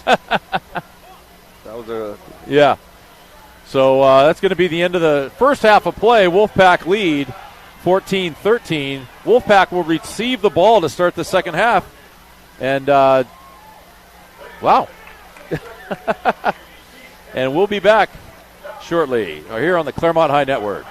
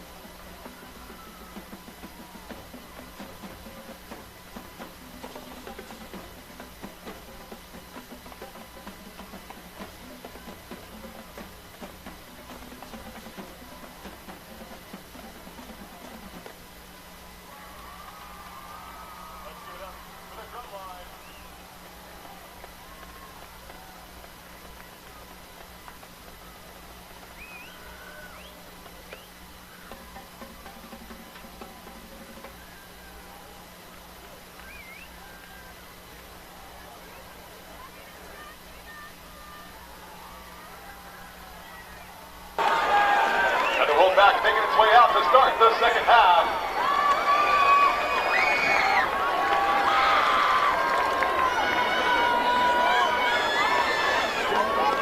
Wolfpack will be receiving to start the second half. As a reminder, South Hills score is 13, Claremont High School 14.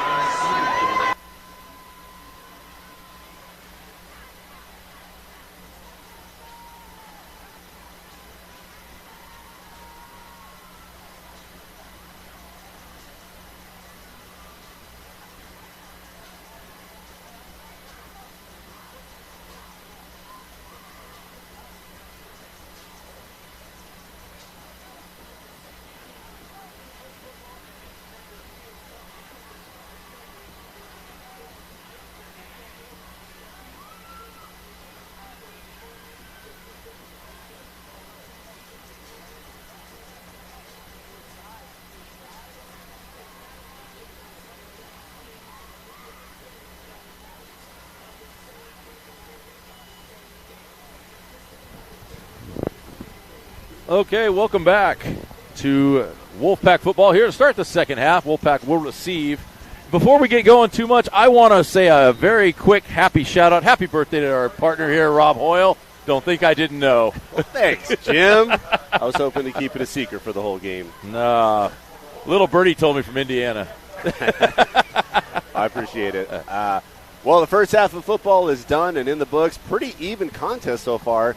Not only with the points, but with the stats as well. 14-13. We'll see what kind of halftime adjustments these coaches have made. Wolfpack back to receive. That's going to be Cohen Martinez and Caden Campazano back. Garcia about to kick off again for the Huskies. He's going to have a punch shot, and that's coming over to Cohen Martinez. Martinez gets it. Explodes up the middle. He's got one man to beat. Now he's got another man to beat. What a return by Cohen Martinez. What a great job by Cohen Martinez. About a 47-yard return sets the Wolfpack up in very great position. There's a reason why he's back there on kick return. He's one of the fastest players on our team.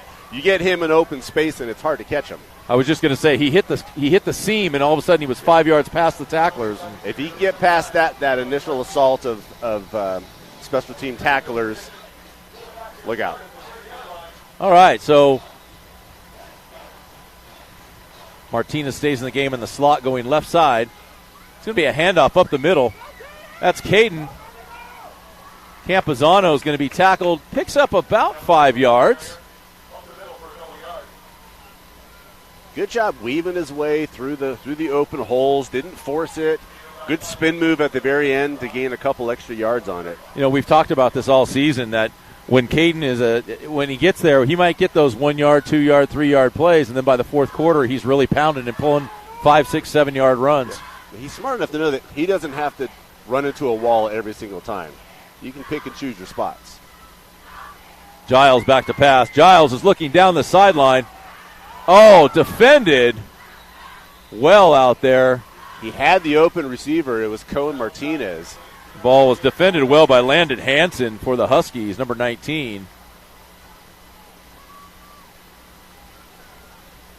It's going to bring up 3rd down and 5 for the Pack. I like that play call. I like taking the shot on 2nd and 5. You're deep in enemy territory. Why not? You could be in 4 down territory here anyway. Could. Depends on, I think, what they do here on 3rd down.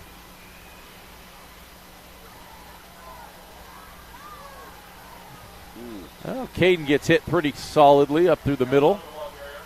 He's going to pick up maybe a yard. It's going to bring up 4th down and about 4. And I believe the Wolfpack will stay on the field with their offense.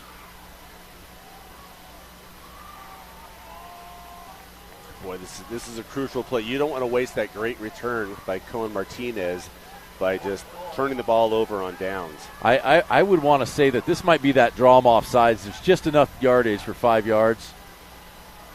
We'll see. We'll see what he does here. I've seen Giles kick it from here. He would be kicking into the wind, however. It'd be about a almost 42-yard field goal. Oh, he did a good job of cutting him down. Number 14 for the Huskies, that's Jonathan Berrigan. Did a great job. If he gets by that man, there's nobody on the outside. He was looking for that first down marker. He was thinking north-south.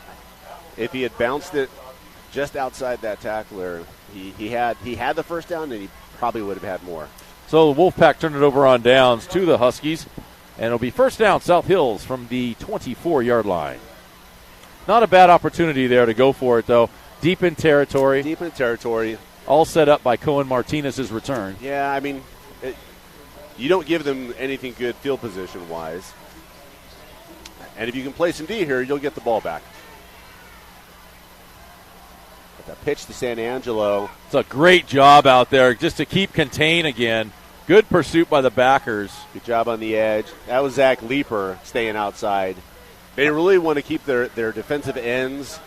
They want to keep them home. They want to box in their running back so they can't get outside of them, push them back into the middle of that field, and let their linebackers and their linemen make a play. And this is another one of those with San Angelo where you could be setting up the toss, comeback, counter.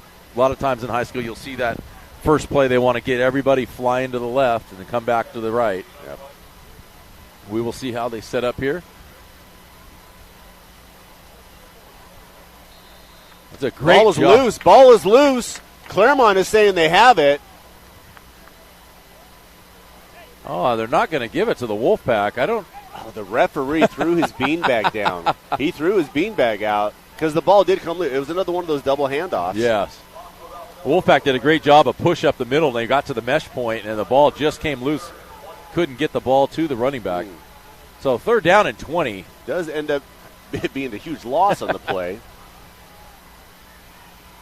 Definitely in the Wolfpack favor here.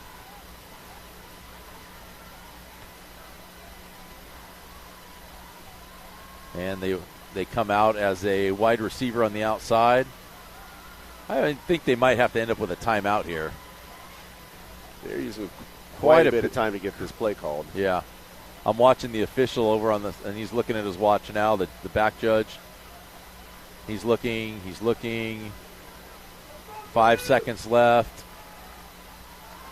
Bro, that's amazing. Oh, great sack and tackle and strip. Fumble, strip, and the Wolfpack pick it up. First down, Pack inside. Actually, it'll be first and goal for the Pack inside the 5-yard line. What a job. What a job penetrating that play.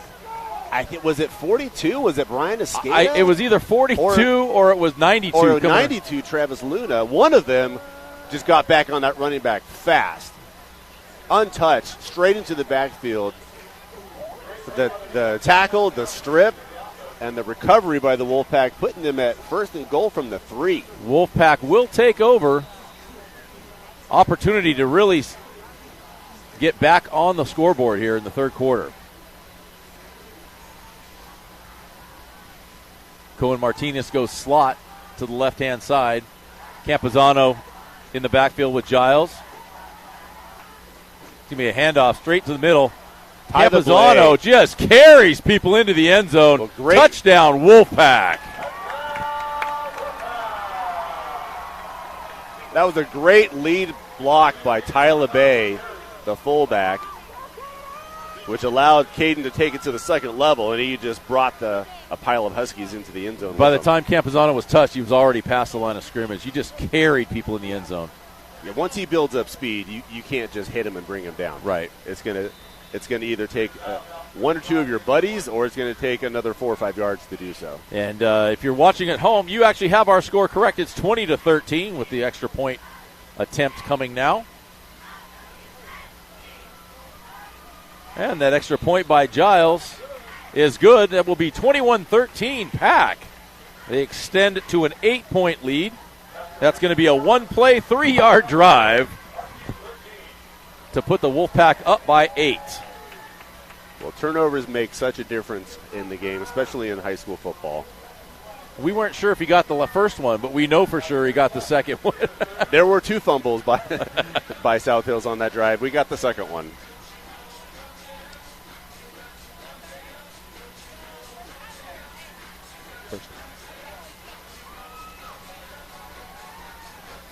All right, so we have Nathan Giles getting ready to kick off. Back deep again, we have San Angelo, and number 8 is back again. That's Danny Resendez for the Huskies. It is a nice night tonight. Little cool. Great crowd out here. You can see the crazies going nuts.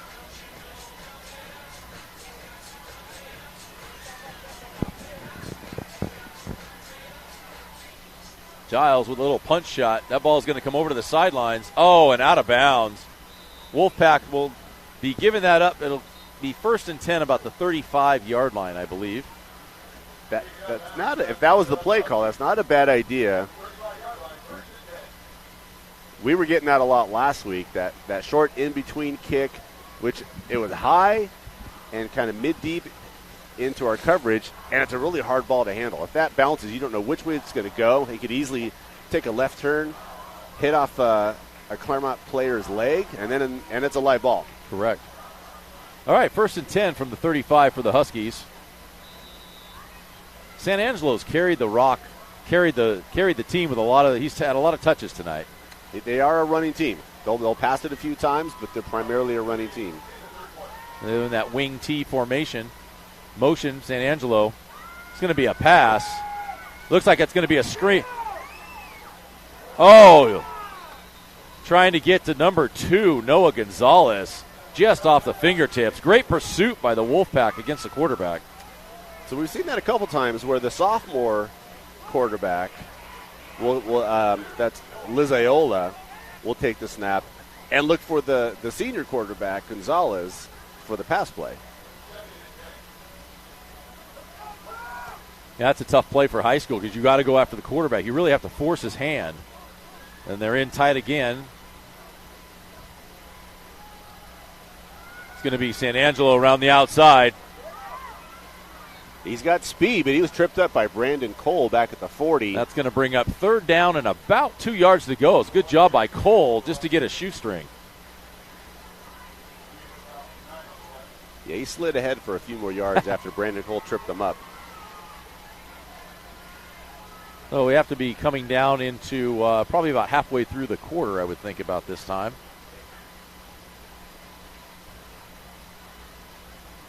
Third down, 2 yards to go.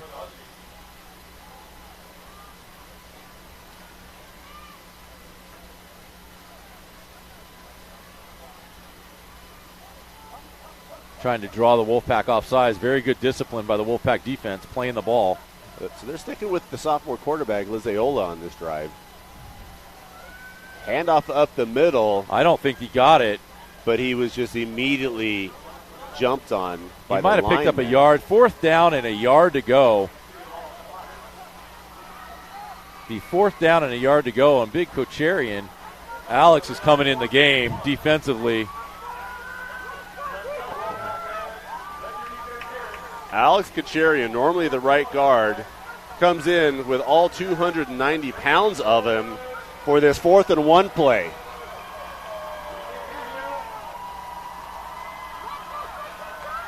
I have to believe they're going to go maybe quarterback sneak.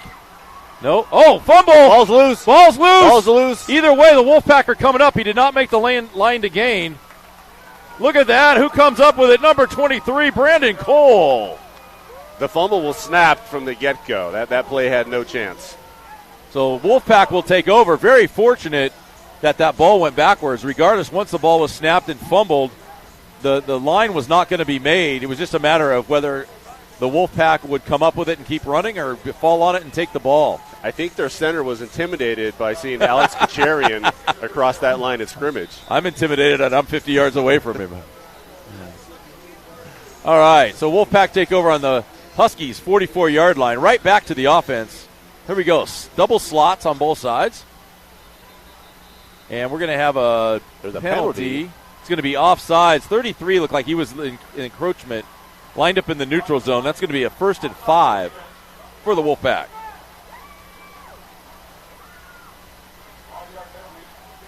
He's still trying to plead his case with the officials. Not sure what he did wrong, but they're moving the ball nonetheless.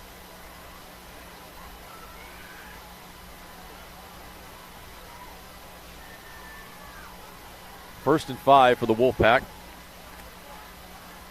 here on senior night. Wolfpack are trying to continue this drive. They're coming. Oh, he finds Campazano.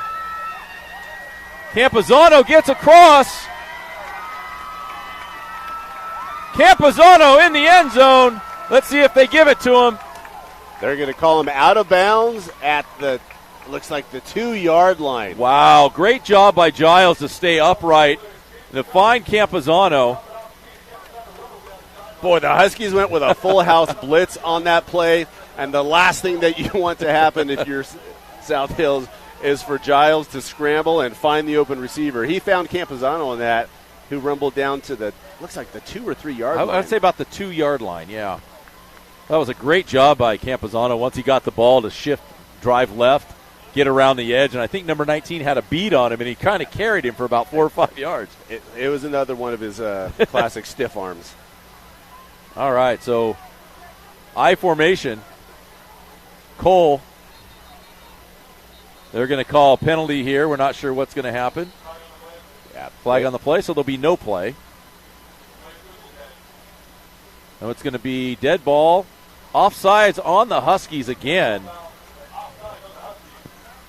Probably in the neutral zone. That's the zone between the helmet. They'll gain a yard on the penalty.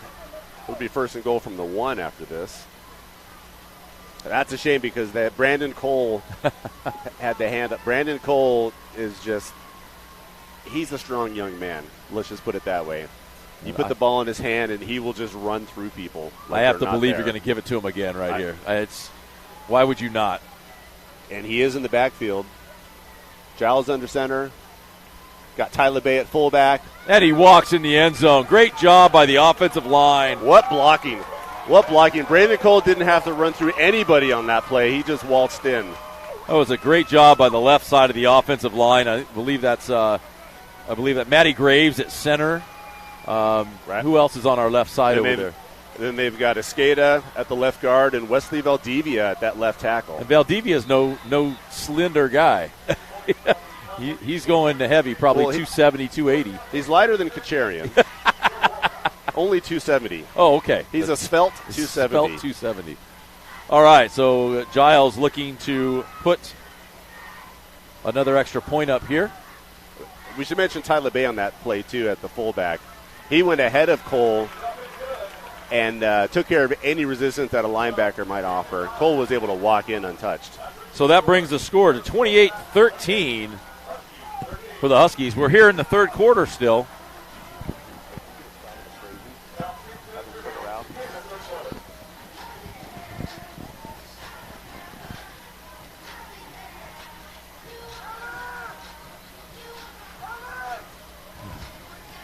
Hey, so there's our crazy crowd if you want to see it. There's the student section for the high school. What a great turnout tonight.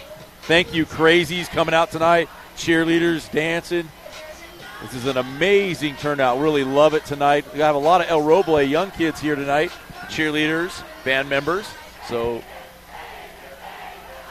I like how they're embracing the theme. Looks to be a neon shirt sort of theme for the crazies tonight.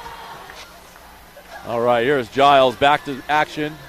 Giles is going to kick the ball off. That ball is going to be caught by number 20, and he's going to be taken down immediately. Great hit. Who is that coming out of? That's Brandon Cole. That's our man, Brandon Cole, the heat-seeking missile, who just stopped the runner in his tracks. So on the last scoring drive was 2 plays, 44 yards. Huskies helped out the Wolfpack with 2 offsides penalties on that drive. Claremont has now taken 14 points off of turnovers, and that last one was a 1-yard plunge, really a walk-in by Brandon Cole. And those 14 points are really the difference in this game. And Wolfpack have really stepped up here in the third quarter and shut down the running game for South Hill so far. Dunphy's out here at right defensive end. Seth Gonzalez at the tackle. Going to be a wide pitch. Oh, and what do you do with a wolf? You tackle in a pack. Wow. Great job by Zach Leeper containing that edge. Did not let San Angelo get around him, He had to cut back inside, and that's where the rest of the pack. Hey, did the we'll rest give of up the dirty 2. work. That's okay. That was a good run by San Angelo, but a better job by the pursuit of the Wolfpack defense. That was the message this week from defensive coordinator Anthony Heil, which is contain the edge. Whether you're field side, short side, whether you're run side, away side, just stay home, contain that edge, keep them in the box. Number 2 is getting the ball right here. He does a good job of hiding behind that big offensive line. I believe that was number 2, Noah Gonzalez, with the carry. And he was thrown down by Luna. That was Travis Luna who threw him down. Bring up 3rd down and about 7. 28-13 for the Wolfpack.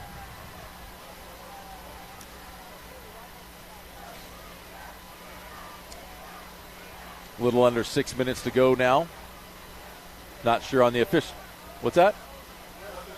Less than 5 minutes remaining. We have an official update. Less than 5 minutes remaining in the third quarter. 3rd down and 7. The Ball's on the ground again. It was a fake pitch to San Angelo. They tried to hand off to number 2, Gonzalez, but the ball was dropped on the mesh. The ball hit the ground.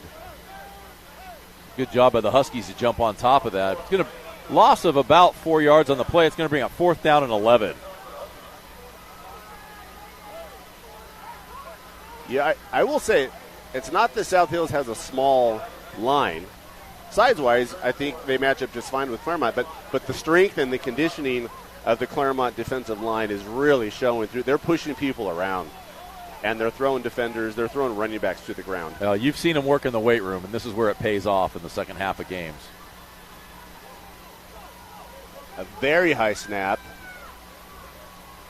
Fair catch by Campazano. Does a good job. Wolfpack retained possession. They'll start their next drive at the 46-yard line. Want to say a quick shout-out also to all of the students here at Claremont High School. Again, thank you for coming out tonight for the cheerleaders, senior night. We have dance team, the sports medicine seniors, also the film crew, and the dance team, the band, everybody that had a senior night tonight. Thank you very much, and you are much appreciated, and we are glad to have you for the rest of this school year. 1st and 10 for the Wolfpack.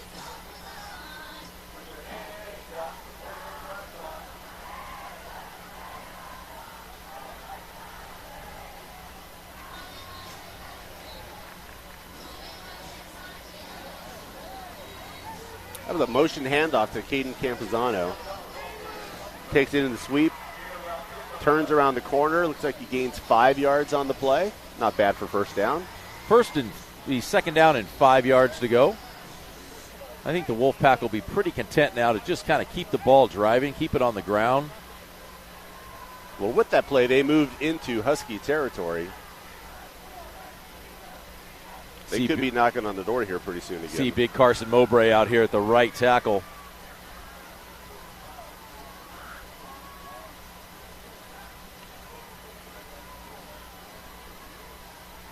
Giles rolls left. Oh, he's got Leaper again. I believe, is it Campazano? You can't see that far across the field. Yeah, that's Leaper.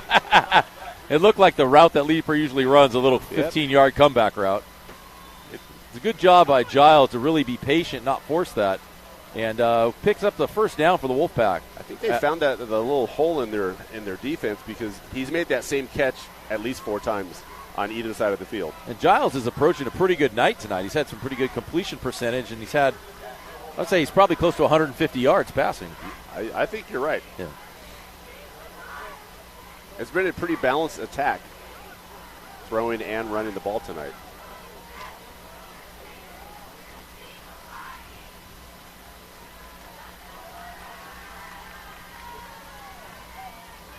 First and 10. Giles with offset right. Campazano. Cohen Martinez comes in motion to the end of his line. He's going to look. He's going to set up. Giles has a lot of room. Leaper puts his hand up for the deep route, and he hits him for the touchdown.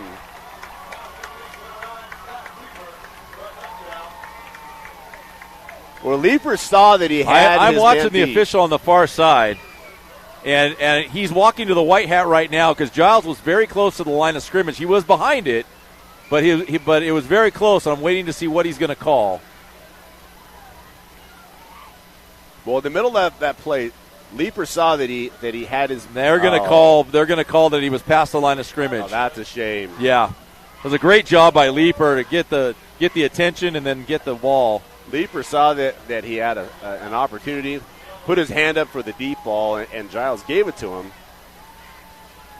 That's a shame that. that Coach he's Hiles gonna not be too beyond happy it. with that. You can see on your screen down there in the bottom right. Yeah, he understands it, but he's still not happy with it. So that's going to be a penalty, loss of down as well. Not only does it erase a big play, but it takes points off the board, too. Correct. All right, so that's going to give the Wolfpack first down at the 37-yard line. Loss of down, so that's going to make it second down and about 14 yards to go. That's too bad. That was blocked up pretty well, too. Giles could have run for the first down, I think, also. Yeah. I should correct myself. It didn't take points off the board because we don't have a board. There are no points on the board. But the score is still 28-13. Campazano's going to run. He's going to get to the outside and just push his way ahead. He's going to pick up another 5 yards. If you look, that was really good pursuit by the Huskies. The entire team is over there on the near sideline to make that tackle. So third down and about 9 yards to go. And I hate to go back to it, but I would just run the same rollout play and have Leeper come back about 5 yards. I mean, they, like you said, they have found something in the hole there.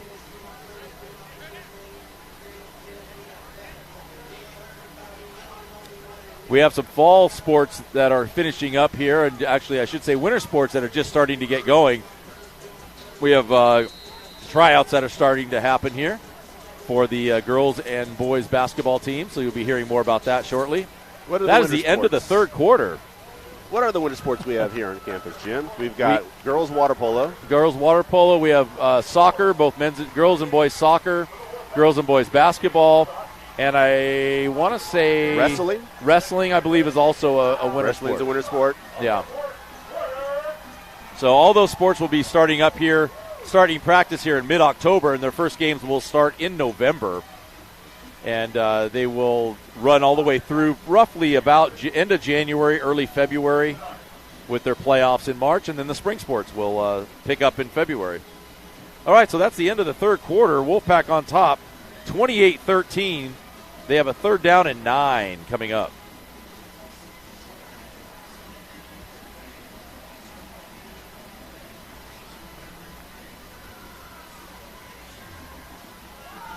We have a few people texting in that it was very obvious he was past the line of scrimmage. Was it?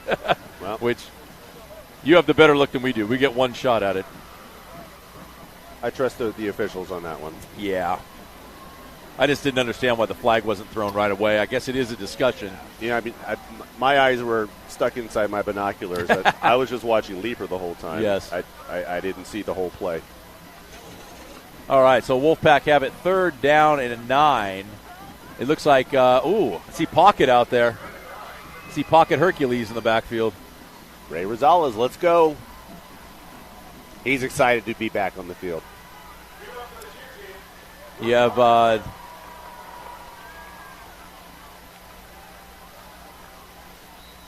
Cohen Martinez all the way out here on the outside. Slot receiver.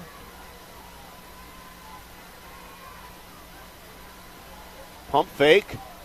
Oh, and he you had go to it. Leeper again. Yeah, he had him, just didn't put enough air under it. Yeah. So that's going to bring up, let's see, they're going to probably stay with the lead that they have right now. You know, they have a 15-point lead. That's a 2-score lead. They're going to look at possibly going for it here, fourth down. That was Ryan Dunphy coming into the game now, number 89.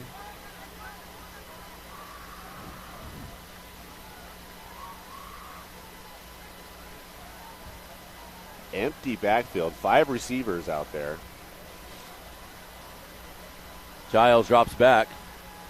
Giles looking. Oh! What a great effort But Campuzano streaking across the middle of the field there. That ball was just out of his reach. Yeah, that would have been a spectacular catch for a touchdown. That was a great effort by Campuzano on that play. Giles just had a great arm on it, just didn't loft it enough, put enough air under it. But did a great job. All right, so 1st and 10. Wolfpack turn it over on downs. Here in the fourth quarter, that clock will run a lot with South Hills running the ball. We'll have to see if they're going to try to put it up a little bit more. That could benefit the Wolfpack. Right up the middle, that's not going anywhere. 1 yard gain.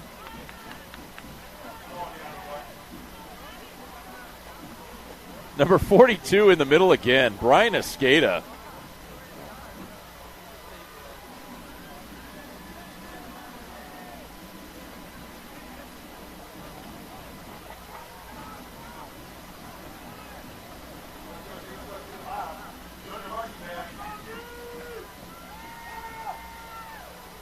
Sack in the backfield.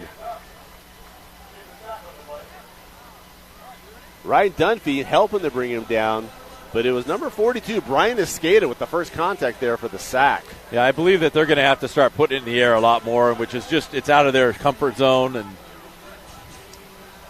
And that's the drawback of being a primarily running team, is that it's kind of hard to play catch-up when you run the ball. The yards come more slowly, the clock ticks a little faster, and it's going to be hard to make up 15 points if you run it 80% of the time. 3rd down and about 13 yards to go. Definitely see a run play here, maybe a double pass. Single coverage out on the outside. There is nowhere to run. No.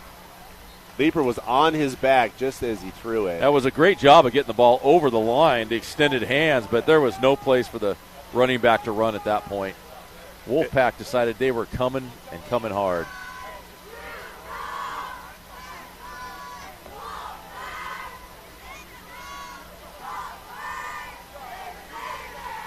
All right, 4th down and about 9. Wolfpack are back to receive. That's going to be Caden Campuzano back at the 25-yard line.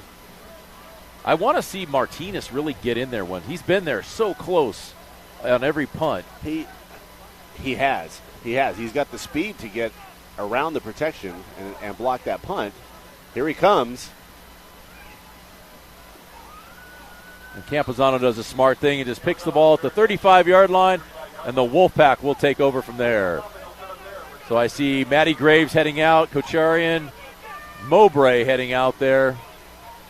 And here comes Valdivia as their offensive line.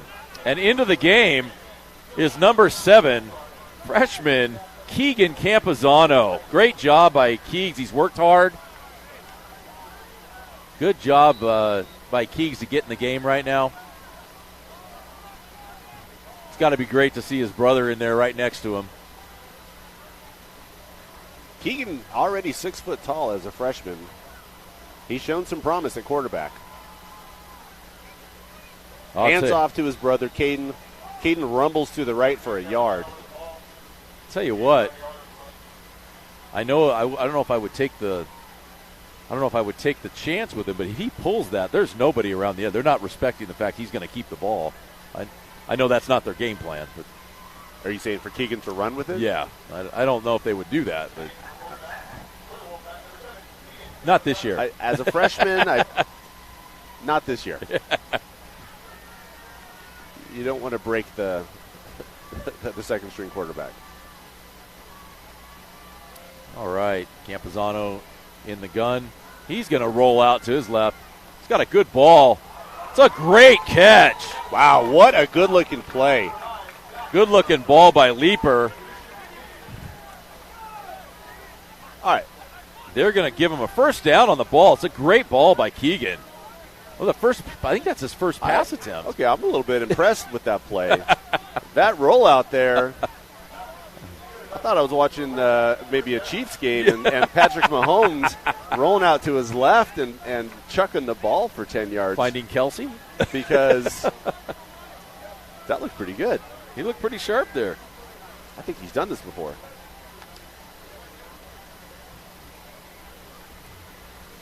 But as Coach Parcells would say, let's not take out the anointing oil yet. Giles is back in at quarterback now. Ball's going to be handed off inside. There he is, There he Mr. goes. Pocket Hercules Rosales. 9-yard carry for Rayro. And then a flag comes out in the fracas after the play.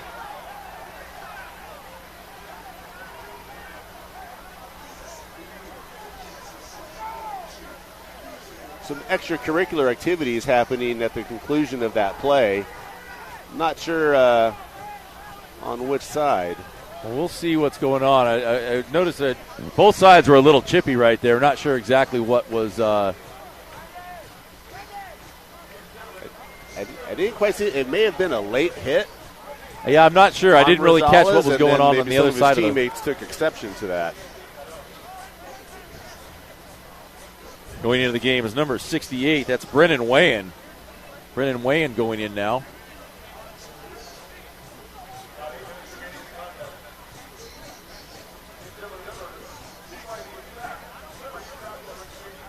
Officials are still talking it over right now. See what the White Hat's going to come away with. And the coaches are going to take this opportunity to consult with their teams. It's going to be dead ball and sportsmanlike conduct against the Wolfpack.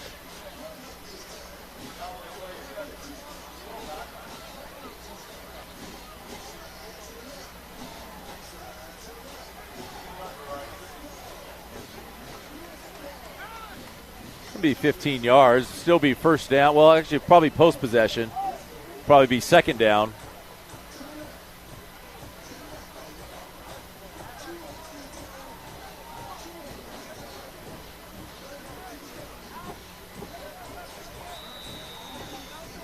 While the referee's going to wind the clock. It's going to be first down again. Apparently, it was during the play. Nope, I take it back. He just flipped it. Second down. So it was post possession. Second down and 15. Yeah, we'll call it maybe 16. Giles in the gun again, looking deep. Oh, just hasn't put enough air under it tonight. He's had the ball 3 or 4 times with open receivers and just couldn't hook up with them. It's a good look, though. Campuzano had a step on Quezada from the Huskies. He was going to need a perfect needle thread on that one to make the play.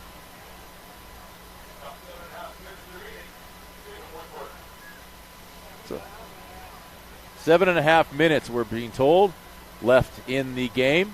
Wolfpack have a 15-point lead. Third down and about 16, 17 possibly.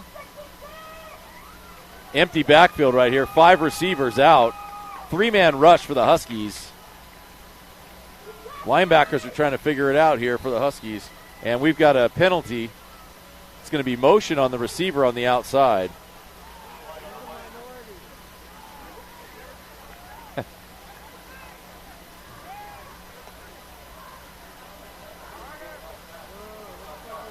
Well, we'll have to see what Coach Ryan Campuzano, offensive coordinator, has for a third down and 22 play.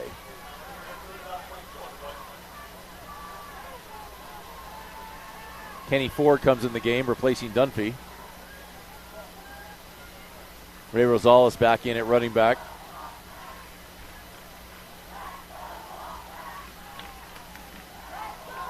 Campuzano left, slot right.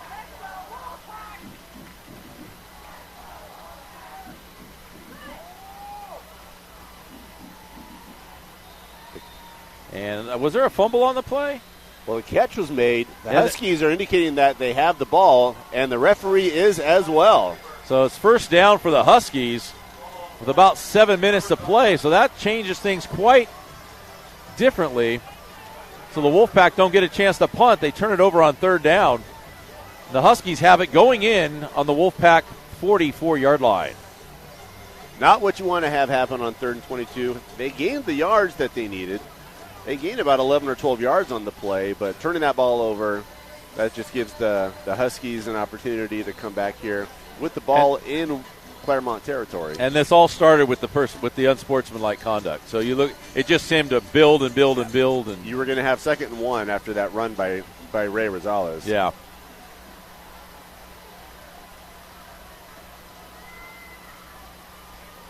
San Angelo able to evade tackles. Steps out of bounds. Steps out of bounds. But just when you thought he was going to break it, a foot out of bounds.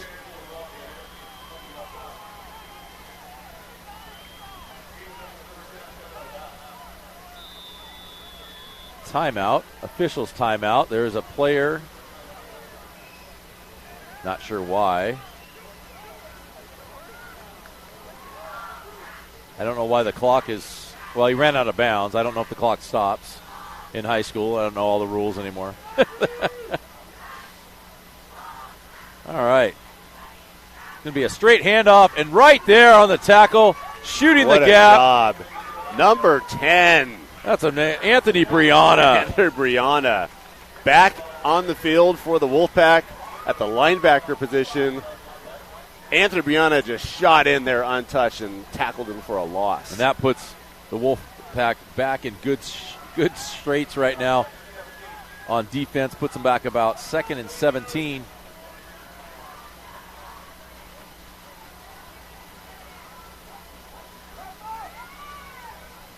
Oh, he hit a wall. Right there. I believe that was Campazano. Just kind of wrapped him up and put him down. It was the safety doing his job, finishing the play. And there's a player down right now for the Huskies. We hope he's okay. We never want to see anybody get injured out here. Well, a good run, which if not for that sack for a loss, would have given them the first down. Instead, it's going to be 3rd and 6 for the Huskies. So 3rd down and 6 yards to go. I have to believe they're going to stick with the run. They seem to have found something over that left side, although they are on the short side of the field now.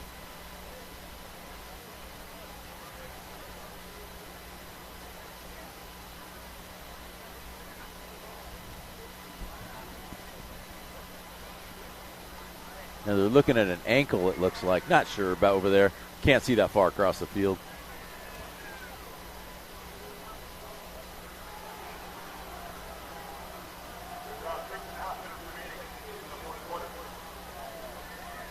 It's the right ankle of the Husky player.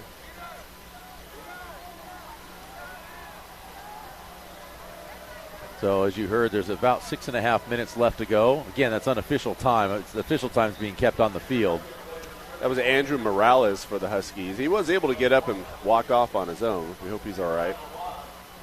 All right. So Wolfpack have a big 3rd down here. We talk about bending their back a little bit. Well, they know they're in 2-down territory, that the Huskies are going to go for it on 4th down. They have no choice, being down by 2 full scores.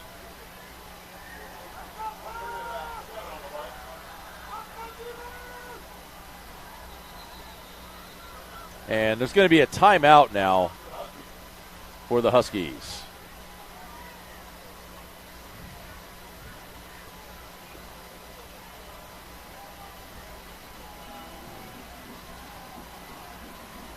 But the injured player on that play before Morales, he's one of the offensive tackles for the line. Oh, I can see how South Hills could be a handful if you don't have anybody who pursues very well on the outside. Even though they run the ball a lot, it's a very creative run game. You see a lot of different looks in their run game. Well, next week for the Wolfpack, they will be on the road at Covina High School, but not actually at the high school. They'll be at Covina District Field, and that field is shared by Covina, Northview, and South Hills. So that will be, again, Friday night, 7 p.m. at Covina District Field. And then after that, I have to go back and see. After that Covina game, that concludes all the preseason stuff. Then we start league play. Final 3 games of the season are against our San Antonio League opponents. That's going to be Chaffee High School, Don Lugo High School, and West Covina High School. So the Wolfpack will be on the road for the next 2 weeks. At Covina, at Chaffee, home for Don Lugo and homecoming, and then finishing out their season at West Covina. So everything's still ahead of them to play for. 3rd down. Going to be a handoff up the middle. No, it's handoff around the right side. They fooled me. It's a fake up the middle. San Angelo takes it on the sweep. And he's going to pick up the 1st down, it looks like. He's fleet of foot. No, I think he's going to be a yard short. Oh, going to come up with 4th down and about a yard. Ball spotted at the 22. 4th and 1. They need to get to the 21-yard line to get this first down. So this will be I think this is an easy call for South Hills to go for it. Yeah. I think you have to at this point of the game. You can't give the ball back to the Wolfpack. 3 points doesn't really help you at this point.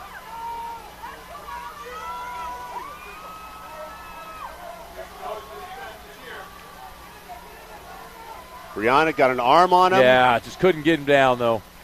Brandon Cole had to come from the middle linebacker spot to hit him, but not before he got a few yards in the first down. So Escada comes back in the game now, coming back to the nose. We'll see what South Hills has in store. This might be a time where they'd pull out a pass. They've done that a couple of times just to keep you off balance, but they've been moving the ball on the ground. It's definitely a surprise play when they pass.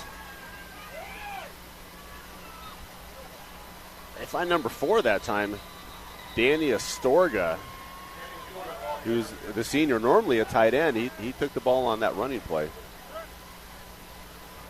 And we got a Wolfpack player down on the field right now. Official timeout.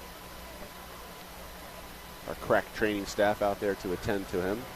Coach Jonathan Snap and his staff are out taking a look. All right, so we have, again, want to thank our sponsors again. That's Stephanie Bradhurst, Casa Colina, Lisa Castro, Castro Hospice, Angie Kocharian from Allstate, Metro and Honda, Metro Acura for their sponsorships and their platinum sponsorships. Thank you for supporting Wolfpack football. We want to also say thank you to the Booster Club. We don't do that very often, and we're remiss in saying that because they do so much around here to help these kids out, running the snack bar, getting all the programs put together, and I just want to say thank you very much for all the support that you're giving these players as well. Yeah, while the training staff is out there tending to the injured player, we should also thank Dr. Anthony Valdez with Pomona Valley Hospital, who gives of his time to come be with the team on the sidelines, offering his expertise as needed, and does it voluntarily. Absolutely, he's done a phenomenal job just being here.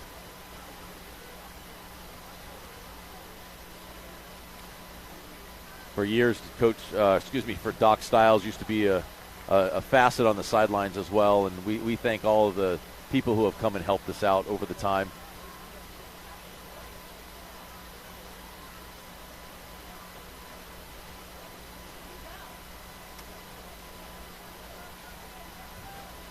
I believe it's Travis Luna. I'm not sure. The player who's being helped up by the training staff.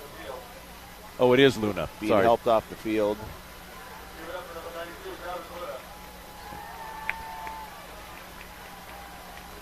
You know, he got to say, I even couldn't though do Travis 92. Luna is coming off, he's had a hell of a game. Yes, he's been playing really hard. Travis, who isn't normally first team there on defense, has filled in, next man up, and he's made some plays tonight. He's deserved a rest. All right, so it's 2nd down and about 6, probably long 6, short 7 for the Huskies. Not much time remaining in the 4th quarter. We're not exactly sure how that is. Number 2 going up the middle, and he is stopped. He had about a 2, maybe a 3-yard gain, and that was all. 55, Seth Gonzalez with the stop. He just met him square on, kept him to maybe a yard. All right, 3rd down and about 4, say almost 5 for the Huskies. Going to put in motion. It's going to be a rollout pass. Be a touch. Oh, I think two Wolfpack players had a hand on it. 2 of them got a hand on it. Looked like Leaper initially hit it, and then Alvarado, as the ball was flailing to the ground, tried to dive and make a play. Got a hand on it, but couldn't make the catch. The result is an incomplete pass. It's going to be 4th down for the Huskies. 4th down and 5 here for the Huskies. And really they need this if they're going to get anywhere close back into this. This has got to be a play they take care of. I don't know if it's going to be a run play here. It's another pass play. Leaper in his face as he throws it, and that ball is intercepted. Oh, smart play. Interception by 88, Cohen Martinez. He initially thought he was going to run that back, but then smartly took a knee to get the free 20 yards. It's a nice sliding knee in the end zone. Yeah. Is it 20 yards in high school on a touchback, or is it 25? 20 yards. 20 yards, yeah. Okay. Well, great pressure from Leaper coming off the edge there from the linebacker spot. So it's going to be a touchback. Wolfpack will get the ball at the 20-yard line. Not sure how much time is left, and with the way time has been kept tonight. Well, that was a defining play. That play definitely tipped the scales in Claremont's favor. It's going to be really hard.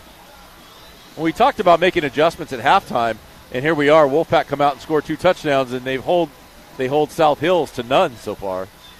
Halftime adjustment. Claremont outscored him in the third quarter, 14-0. And Keegan Campazano back in under center. It's going to be a handoff to Rosales. Might be Alvarado, not sure. I think it's Rosales. Well, that was a great initial contact, but Ray got low, put his shoulder pad into the defender, and honestly blew him up. If it wasn't for the 3 other Huskies who came in afterwards, he'd still be running. Yeah. So they have a timeout on the field right now. I believe that's going to be South Hills. They have to strategically take their timeouts at this point just to preserve the game clock. Yes. That's their only chance. I'm not sure how much time is left. We've got to be under 5 minutes, but 5 minutes. Approximately 5 minutes remaining in the fourth quarter. If you're South Hills right now, your strategy is going to be a 3 and out, stop the clock as much as you can, and hope to get the ball back in time to score. Well, I have to believe touchdown. If they get the ball back, it's a passing situation for them. It's just, if they're running the ball, the clock's just going to keep going. And there's not enough time in the game for them to run for 2 touchdowns. Yeah. Wolfpack just hang on to the football here. Be able to salt this one away.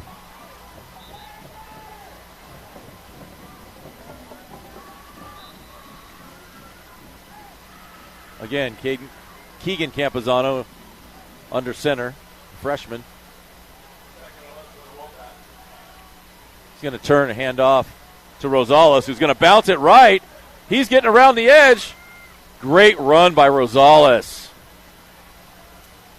They were able to drive him out of bounds, which stops the clock. It was a nice game for Rosales, but it does stop the clock. That helps the Huskies. I see some more guys coming in the game right now. Donovan Rivette has entered the game, number 54. So he's coming in the game. He's a lineman. I'm not sure if it's a tackle or a... He's played some time at center, and I believe also some time at guard. Looks like he's at guard right now. He's at right guard. I'm sorry, he's at right tackle. Right tackle, okay. At this point. Third down and about 3. Ball's going to be handed off to Rosales again. That's going to be stopped, and they will use their last timeout. So that's going to force the Wolfpack into a punting situation.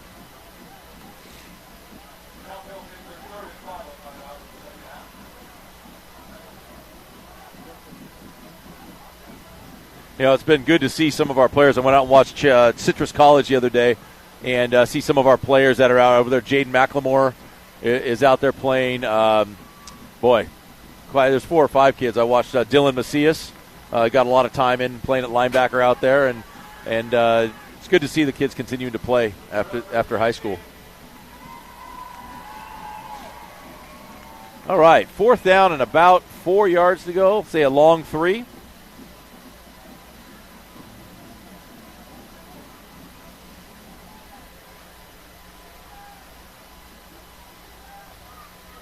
Logan Castro, the punter, back to kick. Claremont is satisfied with just flipping the field, making them drive the ball a longer distance and eat up some clock.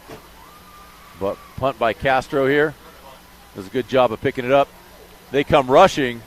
They got close. Yeah, he did. That's San Angelo with the return. Made a couple moves, but Seth Gonzalez tracked him down for the tackle. It's a good job by the Wolfpack to keep him contained, not let him get around the edge. We'll see what they have on defense now because time is running short for the Huskies.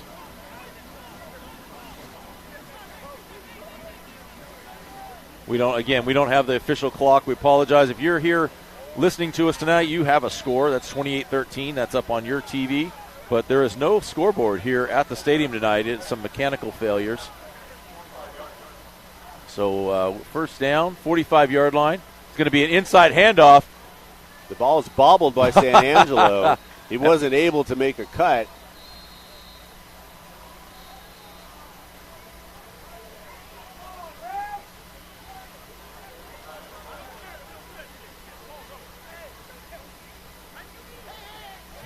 Brian Escada made that tackle.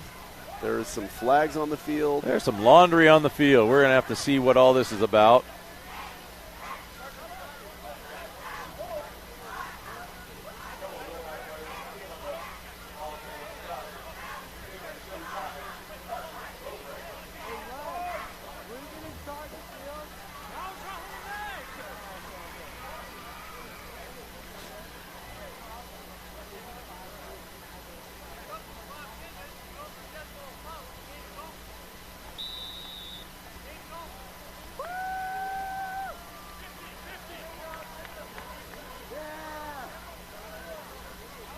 Apparently that's going to call the game.